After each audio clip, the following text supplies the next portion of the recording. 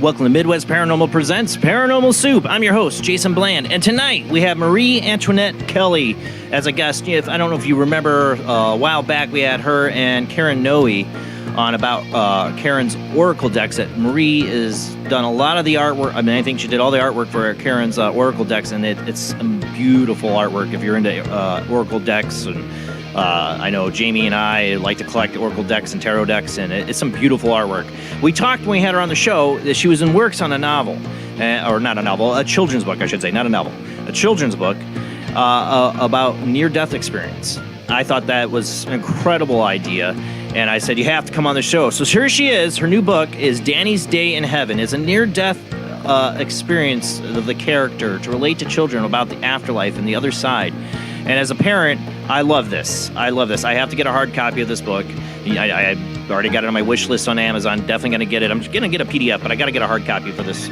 I got 2 kids, and this is a subject we talk about pretty openly in the house, but I don't know if it's still a struggle.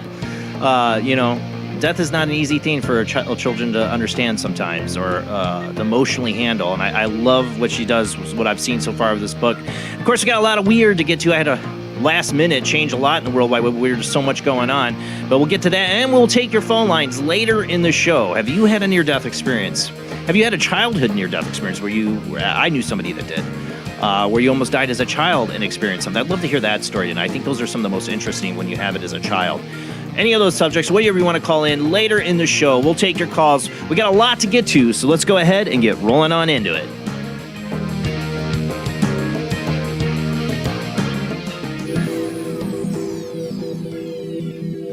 Welcome to another night of Paranormal Soup. As I said before, I'm your host, Jason Bland. Tonight's guest, Marie Antoinette Kelley, will be joining us after the World Wide Web of Weird, after our first commercial break.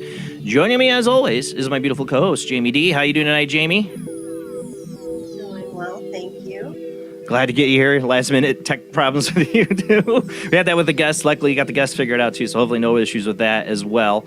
Also joining me, no tech issues, hopefully either, from Florida, is Rob Audrey himself. How you doing tonight, Rob? Yeah. Don't mess with me. I knew you were going to do that. Yeah, You jerk.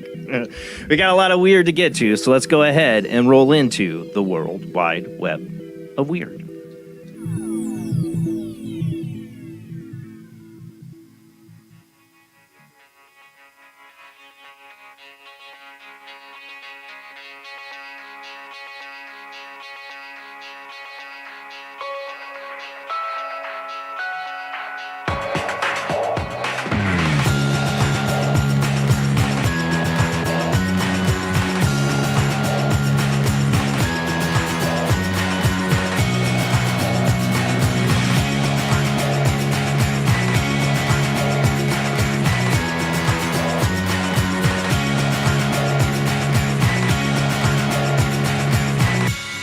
Tonight on the World Wide Web of Weird, I thought I'd start out with something, because about the rest of the World Wide Web of Weird, almost all of it is a lot of UFO stuff, because, that's going on. This is not UFO, but I thought this is really interesting. What I've seen of the going around is anaconda photographed in the River Thames. This is in UK, London. Famed River Thames, and some suspect an oddity could be an anaconda. If you've not seen these pictures, just wait. I don't know what this is. I didn't know they would have anacondas in the River Thames in the UK. For those listening on the Paranormal Radio Network, we are a webcast. We stream out live to Facebook, YouTube, and Twitch. And we all, show videos, pictures, and we have some stuff tonight if you want to come watch. But I'll narrate as best I possibly can. All right, let's get that share screen up here. So, yeah, there it is. See that? Have you seen this, Jamie, Rob? I didn't get to see Weird Wednesday this week. No. So I don't know if you guys covered it. Particular photograph circulating online purportedly shows a mysterious creature lurking in the London's famed River Thames. Am I saying that Thames? I've always asked. Nobody. I don't. My British friends, I think, have probably corrected me, and I don't remember. And some suspect that the oddity could be an anaconda. The strange image, which can be seen here, was reportedly posted on Reddit last week by a user who marveled that they saw a mad thing in the Thames just now. The puzzling object they caught their eye resembles the head of a red-eyed reptile emerging from the water. I can't deny that's what it looks like. As one might imagine, the photo sparked all manner of speculation from people online, with many theorizing that it showed an out-of-place anaconda inexplicably lurking in the iconic river, with one particularly clever individual going so far as to butt in that it's the Loch Thames monster. However, not everyone was convinced that the anomaly was even a creature at all, as several skeptical observers offered some more prosaic explanations, including that the beast was merely a bottle cap on a rock or a simple wooden post. I don't know. I don't think it's an anaconda. No? Being a snake guy, I may be wrong. I don't think any it's snakes have red eyes like that? Albinos have red eyes, but... It reminds me of like the snake creature that was like in Conan. Remember with Arnold Schwarzenegger, like he fights? Doesn't it remind you of that? Kinda, yeah. Yeah, that's what it reminds me of. I don't know. If I saw is there like a bigger picture? Because is that like a piece of wood or a rock? That's what they said. It says it could be a bottle cap on a rock or a piece of wood sticking up. Yeah. And it gives the texture of scales. I mean, it does look like water. If it was just something sitting there, you think people would stare at it for a long time before they said, okay, that's just not something living. This looks like it swam off or it kind of went away. They should have done video. Yeah. I mean, here's a picture of an anaconda. Let me see if I can pull it up. Oh, that's not and it. the way the water's perfectly around. Yeah, don't pull up another kind of anaconda. I don't know what you typed into search internet, but you don't put it on here. Don't put that on here. Radio listeners are safe, but all my Facebook and YouTube people on Twitch. Anaconda don't want. Yeah, no, I don't. Just let's move on. Let's just move on. Let's just move on. Heads here, but things you don't type into your browser search. Sounds like someone made a mistake. My mom got online for the first time and wanted to look up like honey pie or something, and I was like, "Oh boy, no, Stu! I like this internet thing." Yeah, you in a minute later. All right, let's move on. Some more strange creatures. This one is as blurry and crappy as it can get. From CC. I just I talk about my Ring camera I got. I had a package stolen off my porch the other day, and we didn't have a package. It was a weird scene. Like somebody dropped a package. We didn't have anything being delivered, and then somebody came up and picked it up. Weird. Interesting things with Ring camera. Yeah, we'll talk about that later out private. Yeah. Having fun with my Ring camera. Oh, yeah. But man, we're getting all kinds of strange stuff. Always have this on the World Wide Web. This one is a strange piece of security camera footage from a home in California. Shows a pair of mysterious creatures scurrying through a backyard, and some have likened the odd droppers to gnomes. Was it last week we were talking about gnomes with Morgan Daimler? Gnomes and little men. The very weird scene was reportedly captured by this week outside the home of Debbie Bernard in the community of Bondale Rancho. Ranchos? An admittedly difficult to discern video, yeah. Two similarly bipedal creatures run past a patio set in the view of a security camera before disappearing into the darkness and leaving the bewildered homeowner scratching her head. Conceding that this is a terrible video, Bernard shared the footage online in the hopes that some could identify whatever has crossed through the backyard that evening. In keeping with the nature of the social media, the veritable Rorschach's test, or he said, I can't say it, Rorschach's test, with the butterfly, they're trying to say. Resulted in an array of suggestions from viewers online. Series often range from fantastic, such as gnomes, elves, or aliens, to the prosaic, including ducks, squirrels, or owls. And that's what I thought, man. It's probably an animal. But I don't know. Go ahead and play it. I don't know if you can blow it up. It's going to be hard to see. You see him? It does look like something's like walking, like, yeah, you're blowing it up. That works. But it's so blurry. I mean, it literally could be any. And there's two of them that like walking a line. It looks like little feet walking. I get that. Why she thinks it kind of looks like a little gnome or something weird. Buy a more expensive security camera and keep filming. Let us know. Yeah, I saw something weird the other night that still is freaking me out. I thought it was interesting since we were talking last week about, the possibility of being leprechauns or fairies and stuff like that. Then then I see this pop up.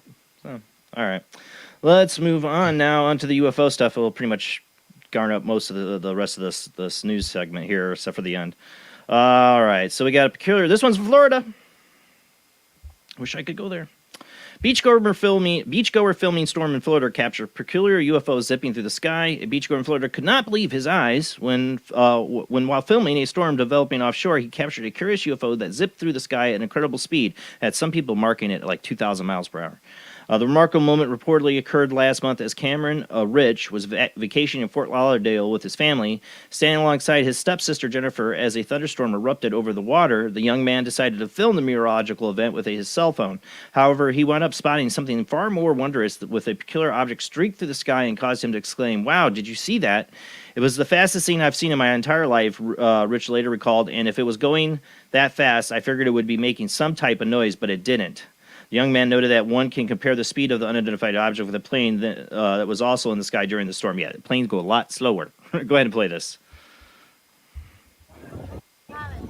It's going to go by so fast, I don't think many of you are going to see it until it slows down. Insane. Whoa, did you see that just shoot across? Yeah, it's so fast. See, the thing that he saw it with his eyes is what makes this good. See how fast it went? He saw it with his eyes. Look behind you. So I don't think it's a bug, you know what I'm saying? Like, he sees something in the sky. Whoa, did you see and this is like a white cylindrical thing again. And there's that, remember that drone footage we covered? Not drone footage, sorry. It was a camera that was set up in the desert. And it gets one of these that looks just like it. And it was going that fast, remember? Yeah. And it was pretty much a perfect white cylinder. I mean, the G-forces, if anybody was inside a ship doing that, would be... You'd be squashed. And, like, I mean, if something was moving 2,000 miles an hour, you know, it's got to break the speed of sound at some point, you know. Hear nothing. And you hear But if it's not, because it's bending space-time gravity, you know, kind of like a warp field or whatever, it's not. Well, yeah. It's almost like... slightly not in our plane of existence, maybe. Who knows? There's no earth-shattering kaboom. But I mean, that thing, it goes super fast. I mean, I don't know if you people could see it or not. I can see it in real time when it happens. Yeah. But the slowdown is interesting. Play one more time. At least. The slowdown. Oh, man. Ow! Buggers. Let's see. Back it up. Back it up. Come on, back up. And like he could go to the beach with intent to make a fake video and say, "No, I don't really feel like it," and then take it home. But I don't feel like that's what's happening. No, me neither. Look behind you. I mean, you can tell it's a guy on a vacation. And it's like before lightnings, and there's a lot of stuff that happens around meteors and lightning and things like that. Like UFO. This thing's like just zipping through the clouds there.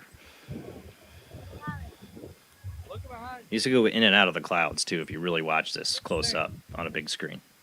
Right, because that's a lightning storm, right? You know what I always think about these the white cylinder UFO. You have the military videos of that we've seen now. We've seen like I said, the game foot or whatever, it was a surveillance camera on somebody's property that captured it was going extremely fast. No, it wasn't that. They were filming for something. That's right. They were filming something for nature, and this thing came across. That's what it was. I can't remember. It was like a couple of years ago. But every time I see this perfect cylinder white thing, I think of Edgar Casey when he was doing one of his like readings or whatever. He saw his future incarnation riding on this ship. It was white and cylindrical. I remember that from one of the books I read on Edgar Casey. And, like, could this be a time travelers? I don't know. I think the fact there's lightning around it makes it even more trippy for some reason. Like, yeah, I think UFOs and storms. Something legit about this one. All right, then we got triangle UFO, my other kind of favorite UFO. You know, saucer shapes are boring. Yeah, like the cylindricals and the triangular. You know, I'm biased with the triangular thing because of Terry Lovelace. That book is great. Incident at Devil's Den. All right, go ahead and play it. This is a Pennsylvania woman was left mystified when she looked out her window and spotted a triangular set of lights hovering in the night sky, captured on film by an unnamed witness. Experienced the eerie sighting approximately 2 weeks ago at her home in the city of Reading. Initially suspecting that the trio of lights were lanterns, the woman began to doubt the assessment when she noticed that they were turning very slowly together. Yeah, if I just saw this at one take, I'd be like, yeah, it could be lanterns, but it's a perfect triangle shape, and then it turns together. It axes together. See that? I think it's one big ship. That doesn't look like event lights or anything either. Mm-mm. You can see. So if that's a whole ship, you know, that's huge. Remember what Terry Lovelace described? That's huge. Yeah. Huge. That's huge. Look at that. If that's just a ship that she's seeing right now, that's a triangular ship. That ain't no government TR-3B. I'm sorry, I don't think we're making anything that big. Maybe we are. Power lines, the way they're showing, I think it would be harder to like fake this. Like it looks more legit on that aspect too, and the way that each light is pulsating. Yeah, you can see she's shooting it through a window, through her window. I mean, there's nothing that to me seems fake at all about this, or misidentified. I don't think it's lanterns. Could it be drones? Yes, possibly. Drones can sync together and fly together and can do this and can be faked. That's just going to be what it is now, you know. Yeah. But I'd like to think that she captured a big triangle UFO. Maybe. I wonder if there was it's any huge. sound or not, like what it sounded like, if anybody's seen it outside. Usually there's no sound. But it's hard for me. It's hard. Sound. Whenever everybody talks about the TR-3B, I bet there is some triangular ship. I mean, we definitely have had some triangular ships already that have come out declassified, but that are ours. But the ones this big, this massive, no, I don't think that's some black budget deal that we made something that big. I just don't. I think we do interdimensional aliens or something. But I don't think the lights look like that. Yeah, I don't think we'd be flying it over a major town. I'm just. Hey, y'all! Do y'all see anything weird? You want to see what your taxpayers' money and drug dealing and on the side does? Here, it's up there. No, we're not doing that. When they drive it through the city on the big flatbeds. Yeah. We got to get moving. Oh my God, we're only on Article 5. We're gonna run out of time. Oh, you know my favorite scientific commentator, scientist, kind of whatever. Neil deGrasse Tyson. Non-human biologics might not be alien entities. That's his take on all the UFO hearings. I got two different scientists on this. Perhaps the most interesting moment for the recent subcommittee hearing on UFO was when Dave Gersh, previously worked for the National Geospatial Intelligence Agency, held a top-level clearance for the unidentified. Well, we know what he said. He said there was biological entities. And it's basically Neil deGrasse Tyson, because we're running out of time here. And let me get to his comment. He goes, what would non-human biologics be, he says. All I did was look at this at the kingdom of life here on Earth. You have planet kingdom, you have the animal kingdom, the microbial kingdom, the fungal kingdom. Let's add them all together and subtract it from humans. Everything that remains is non-human biologic. I don't know what they got squirreled away, but if it's non-human biologic, it could be anything on Earth. Yeah, Neil. Yeah, we. This guy's been such a cynical a-hole when it comes to anything people have said they've seen UFOs, had alien encounters. He's been a jerk. And I can't wait him to eat his frickin' hat if there was a disclosure and wipe that smug smile off his dumb butt face. I am not a Neil deGrasse Tyson fan at all. He's the most arrogant POS out there. in the scientific community that gets to have a talking head. Michio Kaku, love him. Neil deGrasse Tyson, jerk. Sorry, just from his own statements and stuff he says and his arrogance. I would love alien life to be proved just to wipe that smug smile off of his dumb face. If you're a Neil deGrasse Tyson fan, sorry. I just don't like the guy. Maybe he'll call in tonight. Let him. Not likely. Yeah, probably. All right, let's move on. Another one. You remember SETI? Does anybody remember SETI? Remember? Yeah. SETI Seth Shostak condemns alien body claims over lack of evidence. See, all these guys, it's another one. Here's another one that, they had their funding to look for aliens out of space. They're like, but our funding, the aliens can't be here if we're looking for them. Write an article for MSNBC. Oh, they're trusted. Shostak, who's certainly no stranger to the topic given that he has been the senior astronomer for SETI Institute for more than 20 years, has criticized the claims made by Gersh at the subcommittee hearing due to distinct lack of corroborating evidence. And he goes on saying, where's the bodies, where's the photos? And I completely agree with him on this, actually, though. Yeah, nothing's great until you actually put up the evidence. I'm right there. He can make this complaint because they haven't really presented evidence. It's all secondhand. Now, are they going to? I've seen Jerry Corbell, who I really like, recently saying that the whistleblowers are ready. We're coming. We got it going. Okay, I'm ready. Let's go.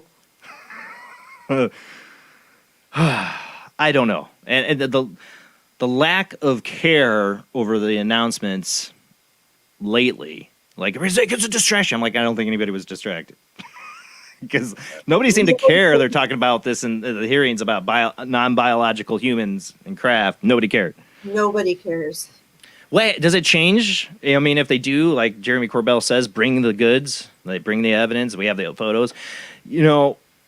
I can see a reason for hiding it all these years. I've talked about on the show, I feel like the so-called deep state, or whatever you want to call them, of criminal, bureaucrat, political a-holes that are within all of our government agencies. There are a number of them that are traitors of this country who have given away government secrets. I'm sorry, they have. History backs me up on this. And I believe people are still doing that and involved. And what would be the biggest secret in the world to reveal if we have it, that China or Russia or anybody else that's our adversary that we make would want? They'd want to know, do we really have the UFOs? How far we've gotten with reverse engineering? Where's our real hidden technology? What do we really have capabilities of? Can we steal it? That would be a reason to keep a lot of these people in Congress away from it. They are not to be trusted. It's also why you keep it away from U.S. presidents. They don't know either. Or some top generals that could be compromised. It's kept out and it's also doesn't, it's kept in the private field. I don't like that. I think it's horrible. But at the same time, if it was brought out in the open, there are people who could get access to it that might not be so trustworthy in our government. I'm just saying. So, on to the next story. Speaking of that, remember a couple of years ago, I think it's a year or 2 years ago, we covered a Chinese national in the U.S. military. I think it was the Navy. Ended up getting caught selling secrets. Now we've been over the Russia thing. Now we got to be China. And I'm not a fan of China. Their human rights violations are egregious. They are the new Holocaust. When you talk about the humanitarian crisis of the Uyghur camps and the forced labor and all that horrible stuff, I am not a fan of China. But I think we're really ramping things up, right? Next stage is Taiwan. 2 U.S. Navy sailors charged with providing sensitive military information to China. And now this is the AP. AP gets down to the headline, doesn't put it in the headline, doesn't put it in the first paragraph, that they are also originally from China, or they immigrated here and joined the military. This is dangerous stuff. I mean, this is the third time I know of in the last few years this has happened. But my fear of this is I'm a history buff. We're going to start getting tensions ramped up with China because we need the next war. We always got to have the next war. When does that all end? And that fear screen going on. Yeah, yep. And I remember not, even it was way before I was born, World War II, what we did is Japanese concentration camps. Horrible history of our country. One of many. I'm afraid we're going to turn to that crap. with stories like this. Now, I'm not saying we shouldn't. I mean, I'm not saying this story's not true. That China is definitely, literally, they're not only joining our military, they are sending them across our open borders. We are being spied Filing on. a bunch of our farmland. But at the same time, I know people who have immigrated from China personally. One lady I worked with for years she had a nuclear physicist degree, and she's cleaning houses and working retail jobs, working 5 jobs to pay bills here, because that degrees mean nothing when she had to get out of her country to save her life and her family and her daughter and her son. You know, I don't want to see those poor people that came here for an opportunity to get away from a communist dictator, horrible country, to come here and be persecuted. So these stories scare me when I see this on so many different levels. Like, one, yes, we are getting compromised. We also have, I'm more worried about than these 2 U.S. Navy sailors selling secrets, more worried about people who are in our own State Department selling secrets, people who are in our government doing it. We are compromised in many ways. But I hope it does not turn to, when we do start getting a conflict with China, we turn on these people that have come here for a better life either. You know, we remember our mistakes from history. I see a lot of the media, AP News right here, you know, let's ramp up the China talk. You've seen it. I talked about China for years. Nobody gave a crap on this show. You know, the mainstream media couldn't have cared. It was all Russia, Russia, Russia. Now they're starting to talk about China. When they start talking about something, be worried. Because that's the next phase. That's the next war. By the time mainstream talks about it, it's already been out there 8 months to a year and a half. Yeah. I pray for our country. That we can get our heads out of our butts and, you know, stop screwing the pooch on so many different ways. And in no way we've forced all of our allies over basically to China, in South America and Europe, they're starting. Africa, look what's going on there. Russia and China, they're all leaving to go support them. We are doing great. And a lot of fear-mongering going on in our media, and I just hope it does not turn on the wrong people. That's what I'm saying. That's it for the World Wide Web of Weird. Our guest tonight is Marie Antoinette Kelley. We're going to talk about her book about near-death experience. It's a story for children. It's called Danny's Day in Heaven. I really can't wait to get a hard copy of this. She's sending me a PDF. I've already looked at some of the Amazon posts that they have up there for the book. Some beautiful artwork. She does beautiful artwork for Oracle decks with Karen Noe. We've had her on the show before. So she's a great guest. Can't wait to talk to her when we come back from the short commercial break.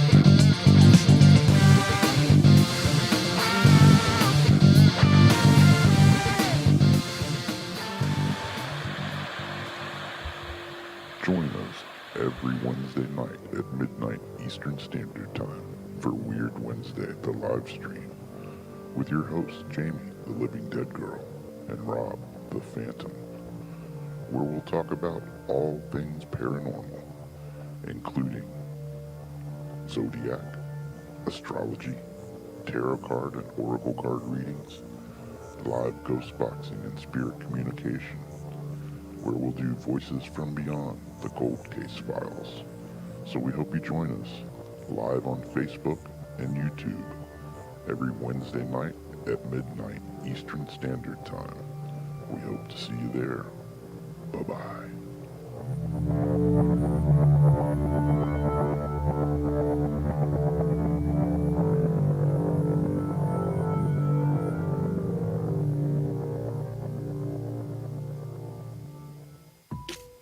Since 1948, Fate magazine has brought you reports of the strange and unknown, all of them true.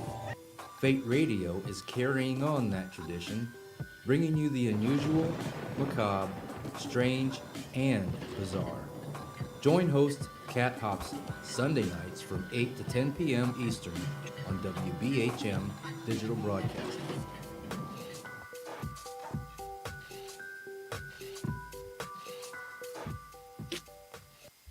encounters of the second kind, physical evidence of a UFO. Close encounters of the third kind, contact. From Steven Spielberg, the director of Jaws, comes one of the most ambitious and unusual films ever made. And what you will see has never been seen before. It's a cosmic mystery crossing what many scientists believe will be the next threshold of human experience. It is called Close Encounters of the Third Kind. It begins in an Indiana town and leads to one inescapable conclusion. We are not alone.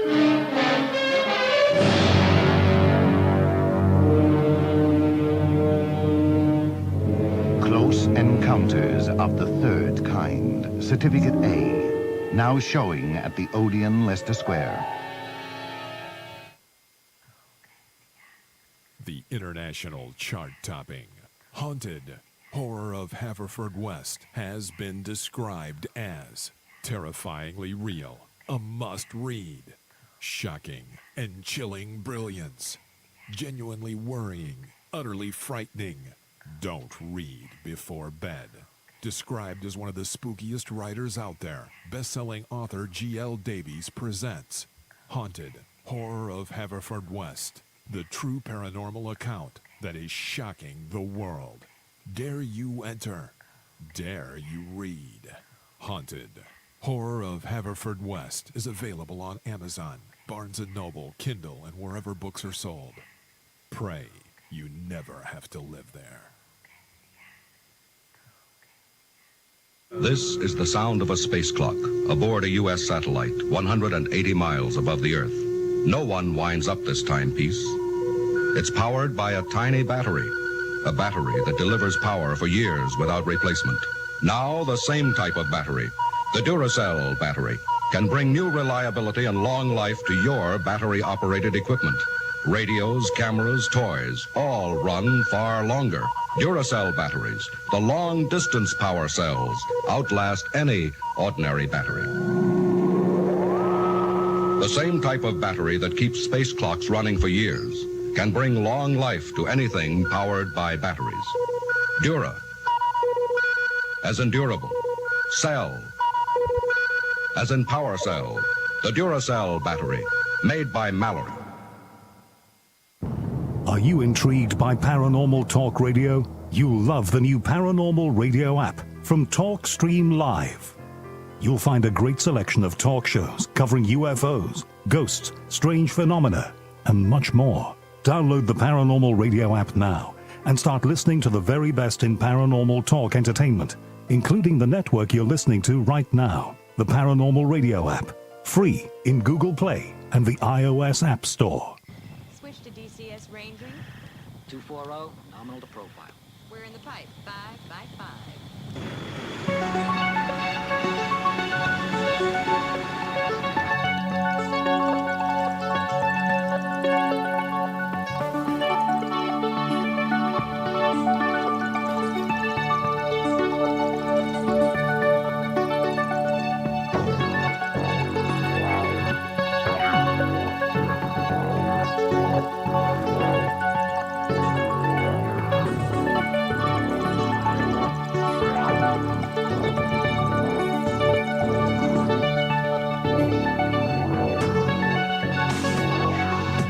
Tonight on Paranormal Soup, our guest is Marie Antoinette Kelley. If you remember, we had her on the show a while back with guest Karen Noe, we've had on several times.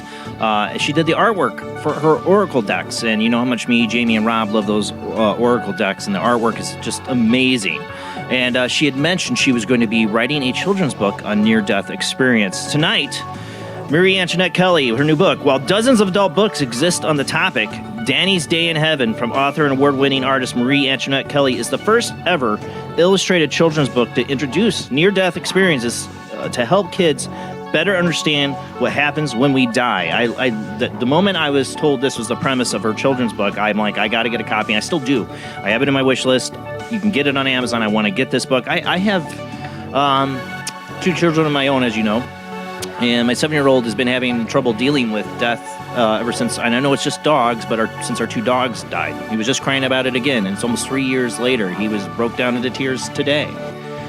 And we were very open in this house about talking about death and what we believe might be, and open to different ideas and experiences. We don't try to hide from it, but it's still difficult. So I love the idea and premise of this book, and I want to get it for my sons. And so any of you guys tonight, too, want to call in about your own experiences. If you had a near-death experience or raising a child, trying to talk about this, or want to get in this conversation, we will open up the phone lines later in the show to join us. But let's go ahead and get to our guest.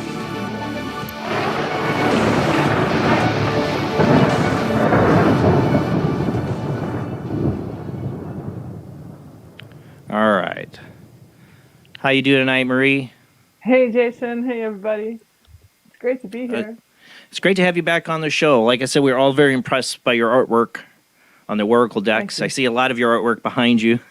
Yeah, this is the quiet spot in the house. I have a little bunkhouse outside, and everybody inside was making so much noise that I thought I'd better go out here and have the show and quietly. I'm getting the PDF you sent me of the book right now. Yeah. Let me get that so I can kind of breeze. What I did see, and Rob, if you want to bring up the share screen of this when I show the cover of the book, because I want really people to see the artwork. I took one picture I saw off of Amazon. Oh shoot, this isn't what I want to do. I gotta find the right way. Not Kindle. There we go. Rob's got it up here. This is the cover. Yeah, she's got it. I hope you're holding it up too, but here. That's okay. Yeah, your art is so beautiful. Thank you. And I love the way because this is part of the character from what I read from the description, in his story, but the way you turned it into like the tunnel with the waves and him surfing is awesome. Thanks. Well, if you're going to capture a child's heart, you have to do it with colors and lifelike, vivid imagery, because kids are full of life. So I couldn't deny that aspect of the other side anyway. Yeah, I think it captures a kid's attention, the way you've done it. I'm like looking through it right now as I look through some of the pages. But the other picture, Rob, that's like shown as a preview on Amazon caught my attention. If you go at it, should be inside. Should say Danny's Day in Heaven inside. Yeah. So you pull that up. I got it here someplace. People that have had near-death experiences, they all have, overlapping ingredients of what their stories, even though they're unique. But they all say the vibrant colors of the other side. How alive they felt when they were in spirit, and how much there were colors there, they all say, that were not even represented in our world. As an artist, how does that make you feel? Like that idea that there's colors that our perception can't even, like... A little bit of both, like curious on the one hand, like what could these colors be, and on the other hand, a little frustrated that I'm limited to being able to capture them and put them out. So I saw this picture, and I love this here, and there's I can't see it here. I don't have it up. I'll read the part of the book that says there, but about him meeting his dog, his puppy, right. Yeah. And I had to represent at the same time that it wasn't just an earthly scene, because everything on the other side is made out of energy, and it's in flux, and it's geometry and everything. So I struggled with trying to capture that, and that was how I ended up creating that. It's beautiful. Well, the reason I saw it, that I was mentioning before the show, I would like to get in later is too. I have my 7-year-old.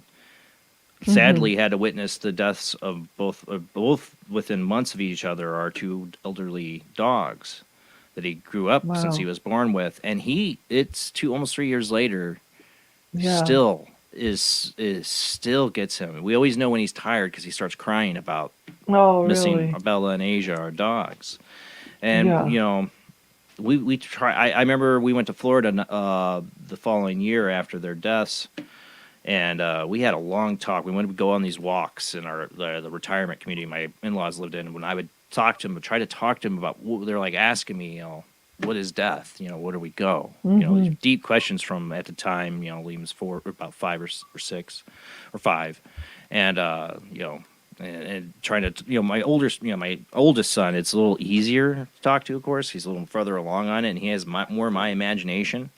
But Liam, he gets so emotional. Deep into it. I don't know. It's hard. There's a lot to the story with Liam too, with him saying stuff like he chose us me seeing him many Oh, years yeah. before he was born. He's a different kid, but he really, it was horrible. I never wanted my kids to see my dogs being put down or witness death that young, especially Liam, because he was 4, you know.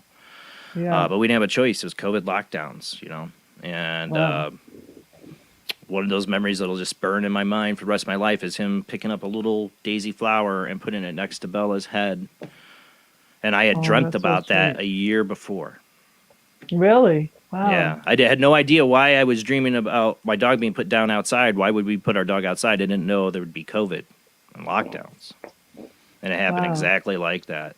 So we That's grow a up, moment as you out of see, time. we grow up in a household with kids that are very open about it. And this is the kind of Yeah. books we want in our library. I want people to hear from you. I know I kind of rambled on. I'm sorry. But No, you tonight, did good. what started you on this journey? I mean, you've been an artist for a long time, but what made you really want to get into writing this book? Well, that's why I like the story you just told, because I feel like I was a kid like Liam.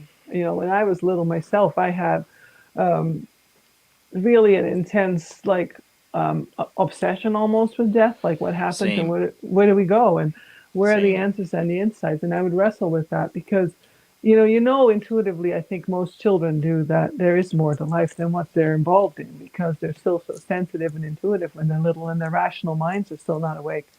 And yet there are very little answers, especially when we were young. Nowadays, it's getting a little bit more open because all of society is kind of breaking open. But back then, it was limited awareness, and I didn't get any answers that really satisfied me. And that made death a fearful topic for me because it was like, you know, when you have no answers, it becomes this black hole. You can't fill it in. And Yeah. so death for me was a black hole that could gobble up people. And I hated that feeling. It gave me a lot of fright when I was a child. And I can now see in hindsight, you know, 2020, I could see I had a lot of encounters with the spiritual realm because I had no context for it. I didn't know what to do with it. So it made everything more fearful. And so since then, since I grew up and outgrew that, it's been my wish to impart the reality and the closeness and the comfort of the other side to children so they don't have to replicate that, so that someone like Liam can have a book to look at and see how natural and how accessible the process and spiritual realm is, so that he has context for his losses and then he can process them differently. You know, when was it for me? I can talk. I mean, I don't want to ramble on about myself, but I always think It about wasn't when, rambling to begin with. well, I always think about when I think about death as the first time I really hit me hard as a child. I was in kindergarten that we die because I had a neighbor, a girl Yeah. that I played with, died in a car accident, and that realization. And I also, I had weird experiences like you. I had set up this cardboard fort, and this is like the day of her death. I had set up wow. this cardboard fort in our little trailer we lived in. And I was inside there playing, and she appeared to me inside there. Really? Yeah, and I freaked. And was that natural for you, or? No, I actually No. did freak out. You know, like Yeah. I'd seen other stuff when I was a kid. You know, but Yeah. I wasn't like, oh hi, you know, and it was all natural. Yeah. I was talking to her. No, I at that moment I realized you're dead. You shouldn't be here. That's Yeah. when I feel like I realized then. Wait a second, she shouldn't be here. Yeah. When you're dead, you're gone. Yeah. And I've talked about on the show like why I didn't want to have kids for so long because I was haunted by seeing her mother one day looking out their screen door, just like a ghost. They didn't touch her room for years. They left her bikes in the same place outside the trailer, and I just thought as a little kid then I don't want to ever have children. I don't want to ever feel like she does. Yeah. Yeah, it's such a big topic nowadays, still death. And even though, I mean, there is now, like, I think the statistics say that 1 in 25 people in the United States have had some encounter with death and lived to tell about it, like the near-death experience. You know, stories are, you know, on the spectrum of how complete they are. And one of the most complete stories on record is that one of Daniel Brinkley. And you know him, right? Yeah. Well, yeah, I'm remember Art you Bell mentioning fan. that. Of course I do. Yeah, yeah, right, there you go. So his story, you know, he had his near-death experience in 1975. So he was one of the first voices out there to tell the story of the other side and what it was like for him. And his book, Saved by the Light, became an international bestseller. But he was also one of the first stories that I read when I grew up as an adult and I was facing these, you know, the trouble with death and what is that, you know, scary topic. And running into people like him that had empirical evidence that when we die, we live on. We don't actually die. He died more always than said once. yeah, at this point, but at the point that I first encountered him, Yeah. it was just the once. And I remember him saying, "This is as dead as you're ever going to be." And I remember that soundbite because that was just a strong statement. And I tried to understand, and it's just so cool to think of ourselves like that. And I think some of this fear and some of this dark grief that people like the mom that you just described have to go through is because there's no context for death, and it's just this brick wall. It hits so hard, and there's just loss and only loss, and that's a shame because there's a whole nother side to death, and it's bridging into the spiritual realm. Obviously, that the more that natural that is for us, the more we can begin opening up to that dynamic and have comfort and have continuity in death. Yeah, I mean, I always thought, I accept that there's an afterlife. Like I always say I'm a Gnostic, but I don't question that there's an afterlife because I've seen too many things to prove that there's some kind of existence beyond the physical. Right. Yeah. But when you really grasp it, when like my grandmother died, that was tough. I had nightmares of her, seeing her taking some of her last breaths. I wasn't there when she died, but I was there when she was starting to wind down the day of. It hits very differently when it's close to home than when it's an abstract thought, isn't it? It does. That's what I mean. That's the thing, and I think that's what I think is so great about your books is there's I'm an adult and I had trouble dealing with it. My mom, really put her down. I mean, her and her mother were so close. They had the same birthday, and we knew it was coming. She had Alzheimer's. It didn't change it. And. No. But that's us as adults having trouble dealing with it. Man, just for children to deal with death. Yeah. Well, I think the hard part is the physical realm. The death is obviously the end of our physical experience, and we have to let go of our bodies in the process. And the people that don't have a connection with spirituality or some sort of language of spirit, it doesn't have to be a religion, but some experience or some openness to that there's more than the physical dimension. People who don't have that, they really do hit that brick wall because it's undeniable that you lose a person's body, a person's physical expression. But then when you know that just like energy that's not created or destroyed, it just changes shape. We ourselves change shape. We transform into a new consciousness that is of spiritual nature, that is made out of light and it's made out of energy.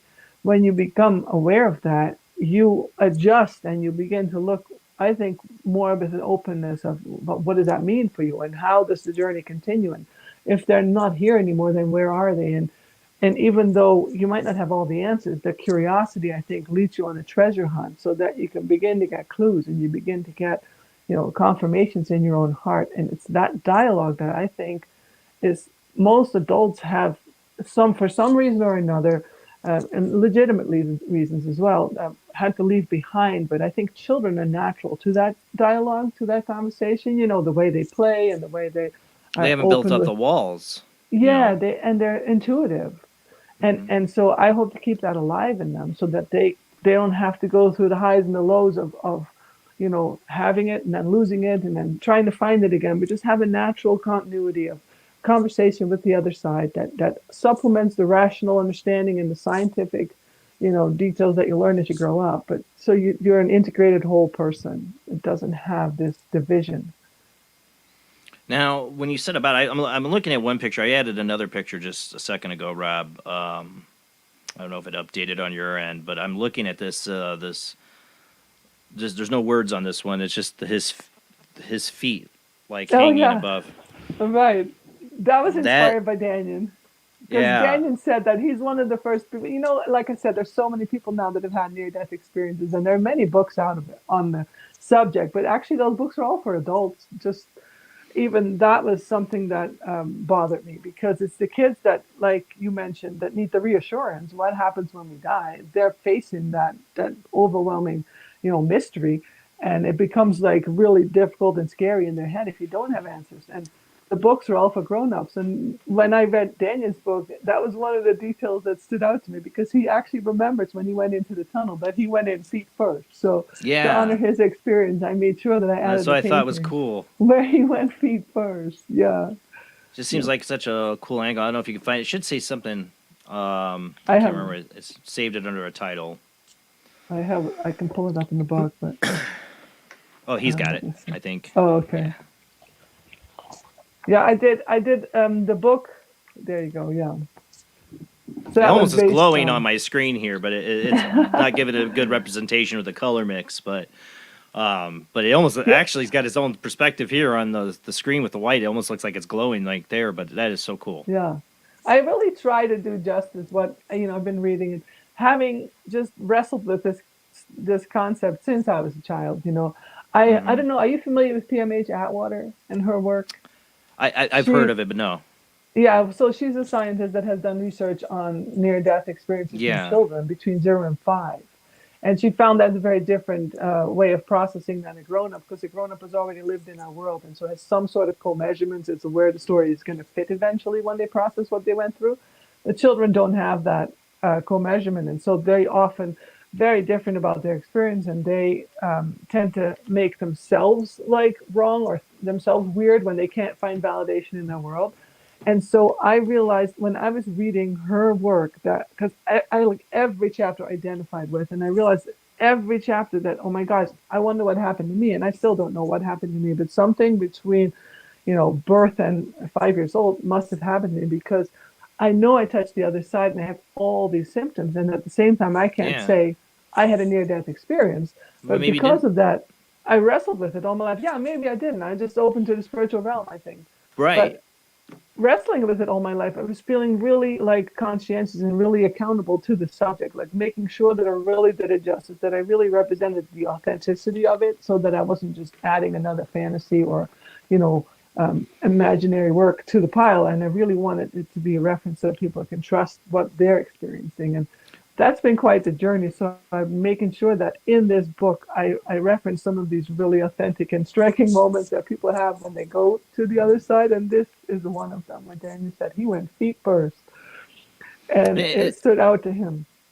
In the book, he's a kid that goes out for a surf, right? So that's also based on him. Because do you know Daniel? He was the kind of a self-described bad guy in life, for real. And he was selfish, and he grew up in the Bible Belt, and he didn't want to have anything to do with religion or being good. And he was in the military, like he said, a bad guy, and he made it to the other side. He made it to a world that we would call heaven, full of unconditional love and light. And he said, if I made it, if anyone was worthy of going to hell, he says, I sure was. And so it made him understand that, it's very different than the way we have been taught traditionally to look at the other side.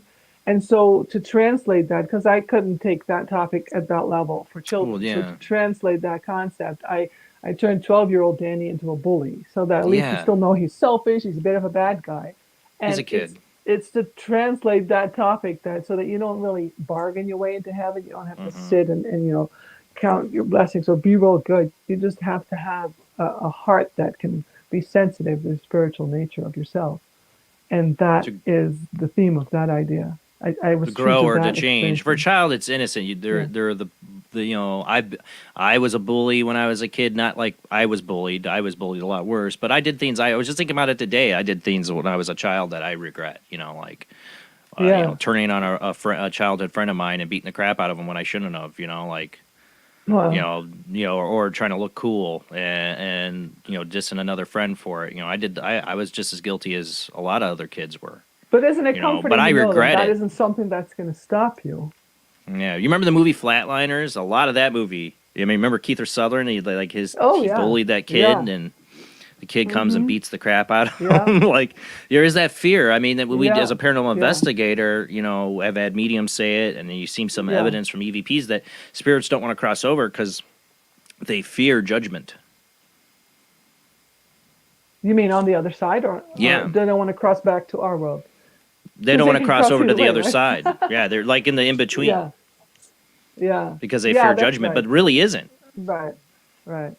And that's another thing I added to the book, because as you learn that you have a life review where you really judge yourself. You look at yourself and you start to see the effect you've had on your life and the people around you, and how you've been part of the love or not part of the love. And that's how you judge yourself, in a way that you wake up to the possibilities, I think, of what you can do with yourself if you really, turn on your own love, your own talents, your own contributions. And people miss that point because they think they're getting judged by some external force of somebody sitting somewhere. Like And Defending that's Your Life, apparently another good completely movie. the opposite. I have to look at that one. I don't know that. You haven't one. seen Defending Your Life? It's a comedy with Albert Brooks. Okay. I've had several people that have seen it that are in this realm. They're like, no, it's not like that on the other side. I'm like, no, but it's a good comedy. The Good Life is funny. But in it, Ghost you have to is my all-time favorite. Which one? Ghosts with Patrick Ghost? Swayze? Yeah. That's so good. See, that's the thing. When I was a kid, I became fascinated with movies and anything to do with the afterlife. My favorite movies had to do with ghost or afterlife. High Spirits, Flatliners, like people trying to make themselves see the afterlife. Beetlejuice. Defending Your Life, which is like totally an adult comedy, but I saw it as a young person, not like a kid. Really? But I was totally watching it. What Dreams May Come when I came out later. I wasn't a kid then, but all these movies and even some books, that deal with this subject is just always fascinating me, and it always makes me wonder why other people aren't fascinated by the topic because we're all going there. Right. Me too. Right. I was always wondering about that. Like it made me feel like the odd one out, and that I was weird. Right. Now I realized that I think maybe in a way we were ahead of our time because people they push the topic away because it's overwhelming to them, so they don't want to think about it. I think it's because we also are people who noticed that reality isn't quite yet what the material world always puts in front of us, that there's something extra or beyond or more. I've had enough experiences. Yeah. What were some of your real childhood experiences you think? I mean, you can't remember what why you have, like, I guess you felt like something happened to you or whatever. You don't know what, but there's got to be some childhood experiences that really woken you to the other side or reality. Yeah, the paranormal was really part of my life, and I now in looking back, I think it's because I couldn't make sense of it that I was more afraid of it than I needed to be, and because I was so afraid, the experiences were kind of ugly. Like I would have hands reaching out to me or whispering voices and lots of pursuit of the extrasensory stuff. And I remember one time I was in a nursing home. My uncle was he had Parkinson's and he was approaching his end of life, and we all went as a whole family. And you know how your spiritual senses get heightened when you get closer to death, and so he honed right in on me, and he had hallucinations, and so they would dismiss him as having, Parkinson's and hallucinations of an old man. But I was in the room with him, and he saw some shady figures at the door, and he was really scared of them because, when you're in that state, you're even though you're old, you kind of revert to being a child too. He was childlike, afraid of him, and I ended up stepping into his reality, and I ended up seeing what he saw and validating it with him, and it was, shocking for both of us. It was definitely scary. How old were you? Me, but about 9. 9. And I remember just at that point, in a way, it was orienting for me because I had these experiences frequently at night when I would go to bed. Like I would touch the realm that wasn't really whole, like that in-between world you mentioned earlier. Yeah. And not having, even if it's a scary world and even if it's something I was afraid of, having that experience with somebody made it already reassuring. Like I wasn't crazy and it was really something that we could kind of had that. So I didn't have answers as a kid, but I had those experiences. Well, you point out something. You had somebody else see it with you. Yeah. I was going to say, having somebody else see it with you makes it real. Yeah. Sorry. Yeah. And it validated that there were really dimensions out there that, or the way I look at it now is a radio station, frequencies. And I was in a frequency that we could both validate to each other, but other people couldn't see or pick up on. And we're dismissing. But I think that was very real and an education for me because even though I was only 9, I remember walking out of that nursing home and having other old people kind of grab my hand. And they weren't grabbing my sisters. There was a whole family of us. There were 6 kids and my mom and dad. And somehow their senses were picking up that I was able to pick up theirs. And that was a striking moment I remember as a child. Like I had a radio antenna somehow for the other side, for other frequencies. And people that were struggling with that could sense that about me, and they would grasp me, and whether they were actually in their body, they would try and cling on, like help me, kind of. Or maybe they were seeing it too. Yeah. Like, I here's feel like they somebody were. else. Yeah, it's seeing it. Yeah. Yeah, see, for me, So, one of my most, because with childhood memories, it's like, did I really see that as a child? Like, was it mhm. my imagination? But you knew Yeah. he saw it. You saw that validated. I had that with when I was 4 or 5 with my cousin Phil. We saw a green floating head that flew through the room and Yeah. wailed and all that. And he, Yeah. he thought he wrote it off as a dream until years later when I brought it up to him. He's like, got really white and was like, that was real. I'm like, I was there with you, buddy. Yeah, it was real. Yeah. Like, So so that validates it. totally. And that oriented them because even though you don't have answers, yeah, especially at that age, you're not crazy. That's a big relief. You're not making it up. There's more, and then I think the more answers you get, of course, the more oriented you feel. But if you can have those conversations with your parents or with other grown-ups and you don't have to hide it and take it all on yourself, I think that relieves a lot of the burden. I think a lot of kids are in that boat. And I think it's time that we break open the discussion of that there is more to life than, obviously as we're doing as grown-ups, but with children Yeah. in a childlike way. I feel like in the world, though, we're 50, 60 years ago, kids were being raised in one religious group or another. It had some kind of idea, they would get of an afterlife or an idea of very vague notions, how it is. Some maybe very deep spiritual notions within some religions. But modern day people, religious, organized religion attendance is way down all across the board, any religion. And there's a lot of people out there spiritually orphans, I'm saying. Yeah, right. And so they're raising children, like, I'm not telling people they need to go to church or anything like that. I'm saying, but they're relate to that. Yeah. I was very spiritually inclined as a child. And I remember being in love with Jesus as a child. But then at the same time, as you grow up, you get answers and you get rules and you get regulations and you don't fit in. And all these experiences that I have, they're like taboo. You're not supposed to be psychic. You're not supposed to have any, because that's all. And so you really feel split. And I think it pushes people away from, because I think we're throwing the baby out with the bathwater on that topic. Right. That's what I mean. Actual understanding that we could gather from sticking with it, but the rules and the dogma have become so oppressive for so many people that they can't find their way with it. Right. Yeah. Well, I remember one time you asked. Yeah, go ahead. Sorry. No.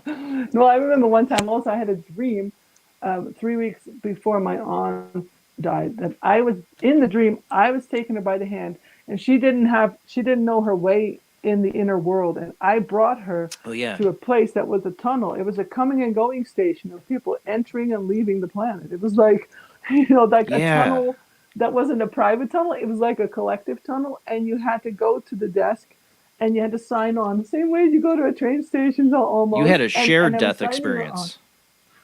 I suppose, but it was 3 weeks before she actually died. And I so still think that counts. I suppose. I mean, I haven't thought of it like that, so that's actually fun. But I remember signing her up because it was time for her to go and say goodbye. And I remember trying to sign myself up because I know what it feels like. Get me off this rock. Yeah. Right? I was like, can I go too? And I woke up and I remember that. I remember trying to sign, and I was rejected. So, and for me, those things are real. I agree. For some people, that's just a dream. For me, that was a real experience. And then, when she ended up dying, I felt comforted because I knew I had been part of it. So, again, that's an intention I have with this book, that there's more comfort out there for people that have experiences or understand that life goes on, but don't know where to put it and where the real explanations are. Well, we grow up. My kids are growing up in a very spiritually agnostic household. Like we're spiritual, but we don't. I have a picture of the Last Supper by Salvador Dali up in one end, and I got the Tibetan Buddhist mural up on another end. It's very spiritually open. Household. Even my kids go to. They don't go to church regularly. No. But they do go to like a Bibles camp on in the summer. They did this year again. For Liam, there's a heaven. Like he took right to that idea that he got from Bible camp. I noticed like it's right away. There's a heaven and there's a hell, and he argues with me Like, nope, I'm Yeah. going with that, you know. And this is the kid that told us he chose us when he was like 3 years old. Like, I saw him. That's awesome. I saw him Yeah. before he was born. I mean, Mhm. literally this translucent boy walking through my parents' living room. And it was him. Yeah. You know, so I there's something believe you. I have spiritually, kids you know, like that. yeah. Mhm. But like when it came to going to the Bible camp, he took right to that, to the idea of Mhm. Jesus and that, you know, I wouldn't say he's like, I'm a Christian or Yeah. anything like that, but like the idea that, yeah, there's a heaven, there's Right. hell. Yeah, totally. He totally believes in a heaven, you know, Yeah. but at the same time, I think that's the beauty. at the same time though, The beauty of kids he is they're so open. he gets so depressed about the dogs still. Like, and we're trying to tell him they're here with us. Like, we had experiences after Asia passed, especially, we would hear her snorts still. And, you know, she was a pug. You know, and we've talked about it, like, you know, we all witnessed and heard it, you know, and but he gets when he gets to his low energy, depressed for a 7-year-old, which I don't like, that's where he goes every time is the witnessing those dogs passing and that they're gone and they're never coming back. And it doesn't matter how many times I tell them they're always with us, you will see them again. It doesn't matter. And it's like, that's why when I saw that picture of the dog and the kid coming to read and running each other, I'm like, I want this book. I got to get this book for my son. Yeah. Yeah. I want to That's show him a awesome. different I light have to them. it, like, you know, like a different angle. Mm-hmm. I relate to that. I mean, I'm raising my children the same way. Sounds like, I mean, my kids are now grown ups and I have grandkids now. They're in the next cycle. But I did the same thing. I had the Tibetan influence, the Buddhas, the Christian, you know, the yoga mantras, the whole spectrum of spiritual language and religions. And it made my kids very open, but it gave them a really rich, I guess, set of tools to navigate the spiritual dimensions with. And one thing I really understand now better than I did at that time is I really see spirit and matter as yin and yang, like two sides of the same coin. And so if I see like the children in my world, like struggling with what your Liam is struggling with, like the suffering of the physical body of even your dog dying, I make sure that they understand that that's just the one side of the coin where suffering is really part of the physical body. But as soon as the Yeah. physical body is ended, that the soul lifts out of that and doesn't take the suffering with it. And so that Yeah. understanding has kind of become ingrained in them now. And I kind of learned that myself. It is a really cool story that I don't know if you want me to tell it, but it was Yeah. through my artwork. Yeah. Because I'm a portrait artist, first and foremost. This book is something that's always been on my heart, but I do portrait art. And I had a dream one night. I grew up in the Netherlands, and so living in the United States, my mom is also here in the United States with me, but she has a Yeah. friend in the Netherlands still who lost her husband, and he had been dead for 2 years. And when in a dream he came to me, I had met him as a child, so because I grew Yeah. up in the Netherlands, so I knew what he looked like, and I recognized him right away in the dream. But he reached out, and even though there weren't any words spoken, there was a lot of knowledge conferred to me, and it Yeah. was that I needed to paint him because he couldn't get through to his wife. She remember was this. too burdened by grief, and she was so stuck in the grief that he couldn't, you know, connect with her and help her and you know, send her that comfort that he wished to send her. So I was instructed to paint him. So when I woke up, I was like, okay, well, it was so real. I knew that was a real instruction, so I went Yeah. with it. And I asked my mom a picture. So my mom happened to have a photo of, since they've been lifelong friends, she had to have a photo of him that I could use as a reference. And so I ended up painting him in a portrait. It's submerged in light and reaching out with a butterfly in his hand to convey that he's trying to connect and reach into her life with signs and symbols like we learned from the other side, right? Yeah. And so when I was painting that butterfly, I kept wanting to add all these bright colors to it from the heaven world, the way I see it and the way I interpret it. And I kept feeling that pressure, like, don't do that, don't do that. It needs to be white, just tone it down. Just, it's, you know, like the communication ongoing. So I Yeah. had the painting finished.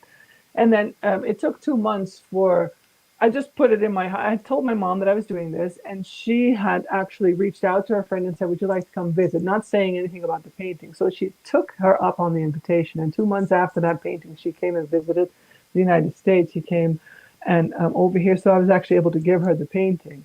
And so when I gave it to her, I told her that her husband had actually come to me in a dream to tell me that he wanted to connect with his wife more and that it was too much grief and it was standing in the way. Could I please paint this as a confirmation that he was reaching out to her and he wanted to get through? And so, of Right. course, she broke down in tears and she confirmed, and this is why it's interesting, especially, she confirmed that she said she was in too much grief because in her mind, processing that he had died, she wanted him to be in heaven. She wanted him to be in light, the result. And to her, that was far away in a place where it's actually light and beautiful because the world can be so heavy. And she didn't think the two were the same at all. And she said if she wished for him to be close around her and accessible, then he surely must be a stuck soul that is unresolved and, in burden. And she didn't wish that for him. And so her mind couldn't translate that. Like if she were to Yeah. connect with him, that surely meant he was stuck in suffering. And if he was in the light and in heaven the way she wished, he was far away. So the message that he came to give through my dream, through this painting, was that he wasn't either. He was just with her. He was aware of her. He was in a spiritual dimension, but it's all around us. It's inside our every cell. It's part of our life. And he was aware of her life. And he wanted her to stop grieving so hard because he couldn't get through it with a burden to the communication. And then she confirmed to me that she had been followed in her yard for the last 2 months by a white butterfly, like I had painted. So that explained why he kept wanting me to change that colorful butterfly into a white one. And so from those moments, I learned a lot about the other side and how real it is, and that it isn't just a pleasant story. It's a real interactive realm that is part of our every day, our every movement, our every cell almost. It's the other side of us. It's embedded in us. I see you do have a lot of the butterflies in this book, and it's Yeah, kind of a great a representation, kind of like a butterfly. Is something that cocoons and metaphoricizes and becomes beautiful. Like maybe that's what death is in a sense. Yeah.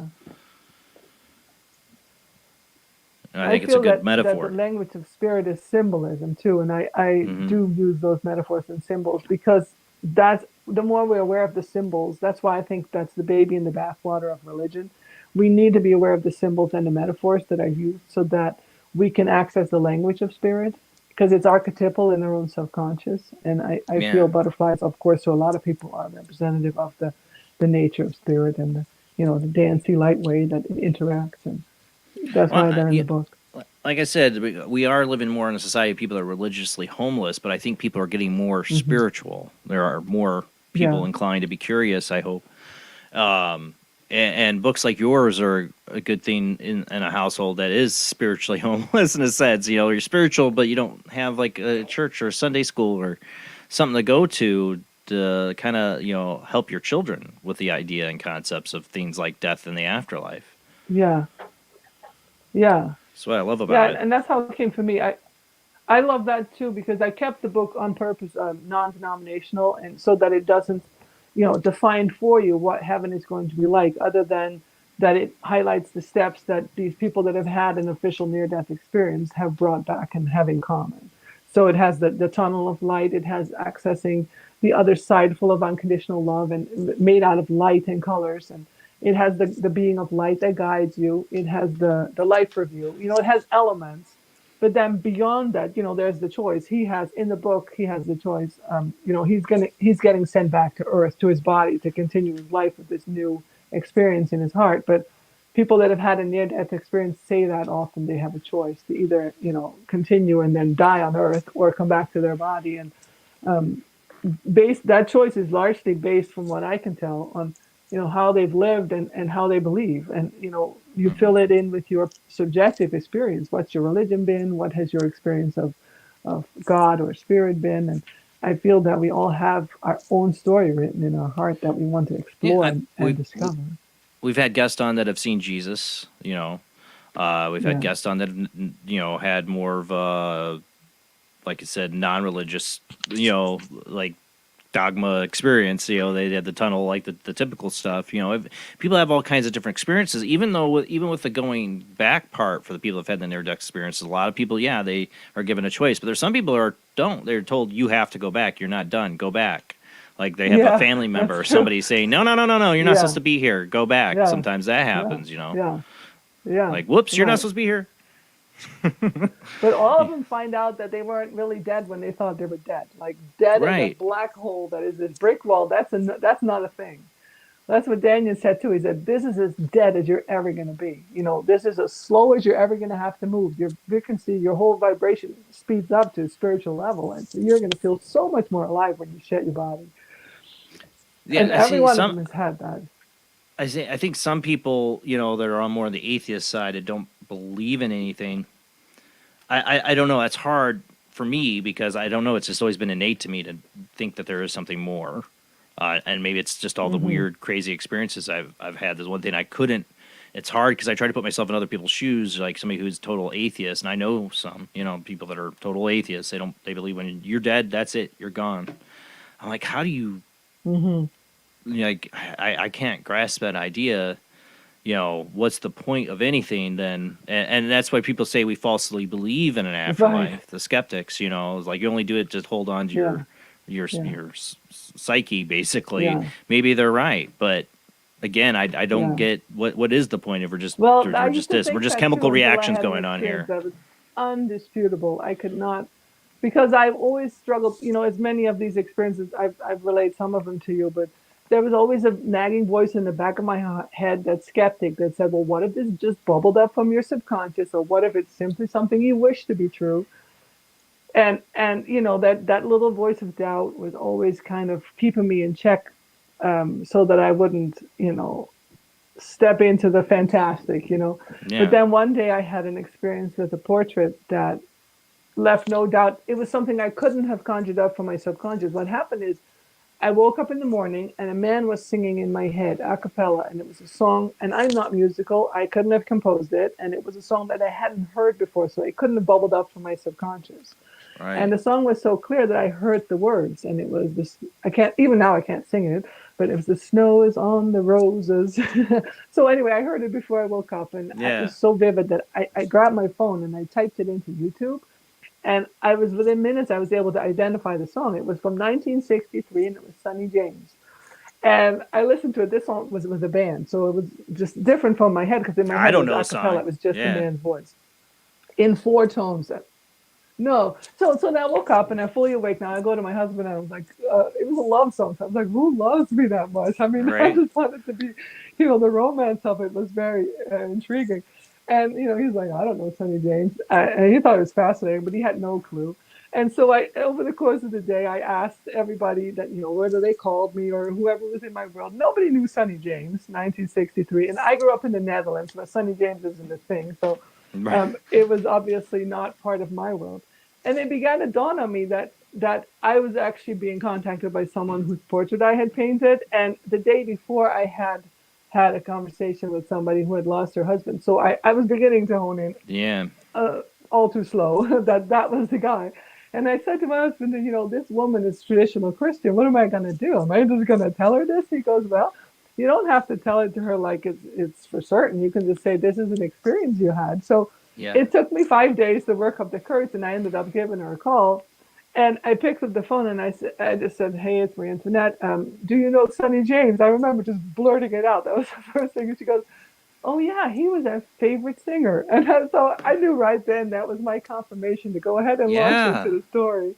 And because besides the song, it came, like always, it came with a package of knowledge. Like I knew the state of her heart. I knew the grief she was carrying and that she needed reassurance. So I launched into the conversation and I said, the song describes a certain way of love. So we had a conversation. And so she said, okay, let me go listen to the song. So she listened to the song and she called me back half an hour later, completely in tears. And she said the song described the day that her husband died because she remembered the first snow. We live in Montana. She said the first snow had fallen on the flowers outside. And while the song is the snow is on the roses, and these weren't roses, that was a very descriptive way of, was her favorite taking her singer back though? to that day. And the bluebirds. Yeah, it was their one of their favorite singers. And so with the bluebird flying away, the message was embedded in there. Our love is forever. Even though I'm not here, I'm still with you, that sort of thing. So she got the message and she was profoundly moved. But then the next day, and this is where it really hit home for me, the next day she called me back. She goes, I did a little more digging. And she said, Sonny James himself died on the birthday of my husband. And I knew that it was like, just a little gong hit. I just knew there's no way I could have conjured that up from my subconscious. I didn't know the man. I had never talked to him physically in this realm because I had drawn a sketch of him, but only seen a photo of him, never heard his voice. The whole thing, there were so many, I couldn't have done this. And there was Yeah. such precision and impeccable timing of it, the message, the timing, the confirmation of the birth dates and everything, that that was the moment where it really hit home for me. It's real. People Yeah. don't die. And that was my own experience with it. People It leave also, their physical self behind. when you That's have that it. kind of experience, when you tune into somebody that's passed on and know that kind of information, because I've had that experience, a really hardcore ones in my life, it convinces you Yes. that other people can have this ability. That because Yes. I had the experience where I knew all this stuff about this guy and it was from a photo, from holding the photo of this Yeah. person deceased. They had taken a picture of him in a casket, and I was holding it. I didn't know his name or anything, but I somehow knew his name and even his last name. I called out. I knew all this stuff about him. Like, he was an alcoholic. He had hidden his old war stuff from World War II in the house somewhere, and they found it. People that lived there looked for it, and I wasn't trying. It just came out of nowhere holding a photo. It's something about like connecting with somebody's image, and this was a real, like I said, it's him in a casket. So that's not. I'm not saying you have to have, that, but anything like image. You're painting him. You're connecting. You're doing this portrait. You're connecting to that energy. Yeah. And since then, the scientist in me, because I have a science background, has struggled with that very much and wanted explanations. And I've gotten some really cool insights on that because, I'm really big on that yin and that yang from Taoism and the two sides of the coin. But, just like Newton's third law of motion, for every action, there's an equal and opposite reaction. And so I realized that, on the physical side of things, everything kind of falls apart. Everything increases in entropy and we separate out in order to create and be individuals. But on the spiritual side of things, the other side of the coin, it's the equal and opposite. So we all come together as one, and we fall into perfection rather than into chaos, and the things just fall into place with insight and answers. And I think what you did in that moment that you described, or what happened to me in that portrait, is that we have a moment of oneness with the soul of that person. Right. And in that oneness, there's instant knowledge, because that's the nature of the spiritual realm. And it's not fantastic. It's not even miraculous anymore. It's literally the nature of the spiritual realm. And we've had the good fortune, the luck of touching it. But anyone who gets an opportunity to touch it is going to find that, because I believe that's the nature of the spiritual realm. And I would like to keep that awake for all of us, because imagine how much more we can do in this world with this chaos that we're in if we all were more aware of our spiritual power. I see that every Sunday almost at some point. Every Sunday at some point, I pretty much point that out, like how much better this world would be if we, showed just a little bit more compassion toward each other. We're about almost on our commercial break here, but for me, I had a lot of things I've seen that convinced me there's another side, but what convinced me of a higher power and maybe what the afterlife is I had what I call shadow person experience, and I was saved from it. And when I was saved from it, was calling out to God. And I felt this overwhelming love and compassion, no judgment about anything I'd ever done. Because this shadow being, this entity, attacked me on all fronts, like all my childhood insecurities, everything had happened to me, it knew. And it used all my, things I regretted in my life. I was only 17, 18 at that time. But it knew, it used everything against me. And this entity, this force, I call it, like Star Wars, sorry, came in, and it's like, I have been here always. I have your back. That's just, and it's not like it's telling me this. It's just like an instant knowing, like just this overwhelming warmth of compassion and love. And I didn't even it has no even hatred towards the thing that was attacking me. There's no judgment on anything. It's just learning and compassion and love. Yeah. And it was like one of the most spiritual moments I've ever had in my life. And the only time I ever felt that again, That sounds beautiful. close to it, was when I saw the translucent boy. It was my son Liam, before he was born, walk through my parents' living room in the middle of the day. I felt almost that same feeling again.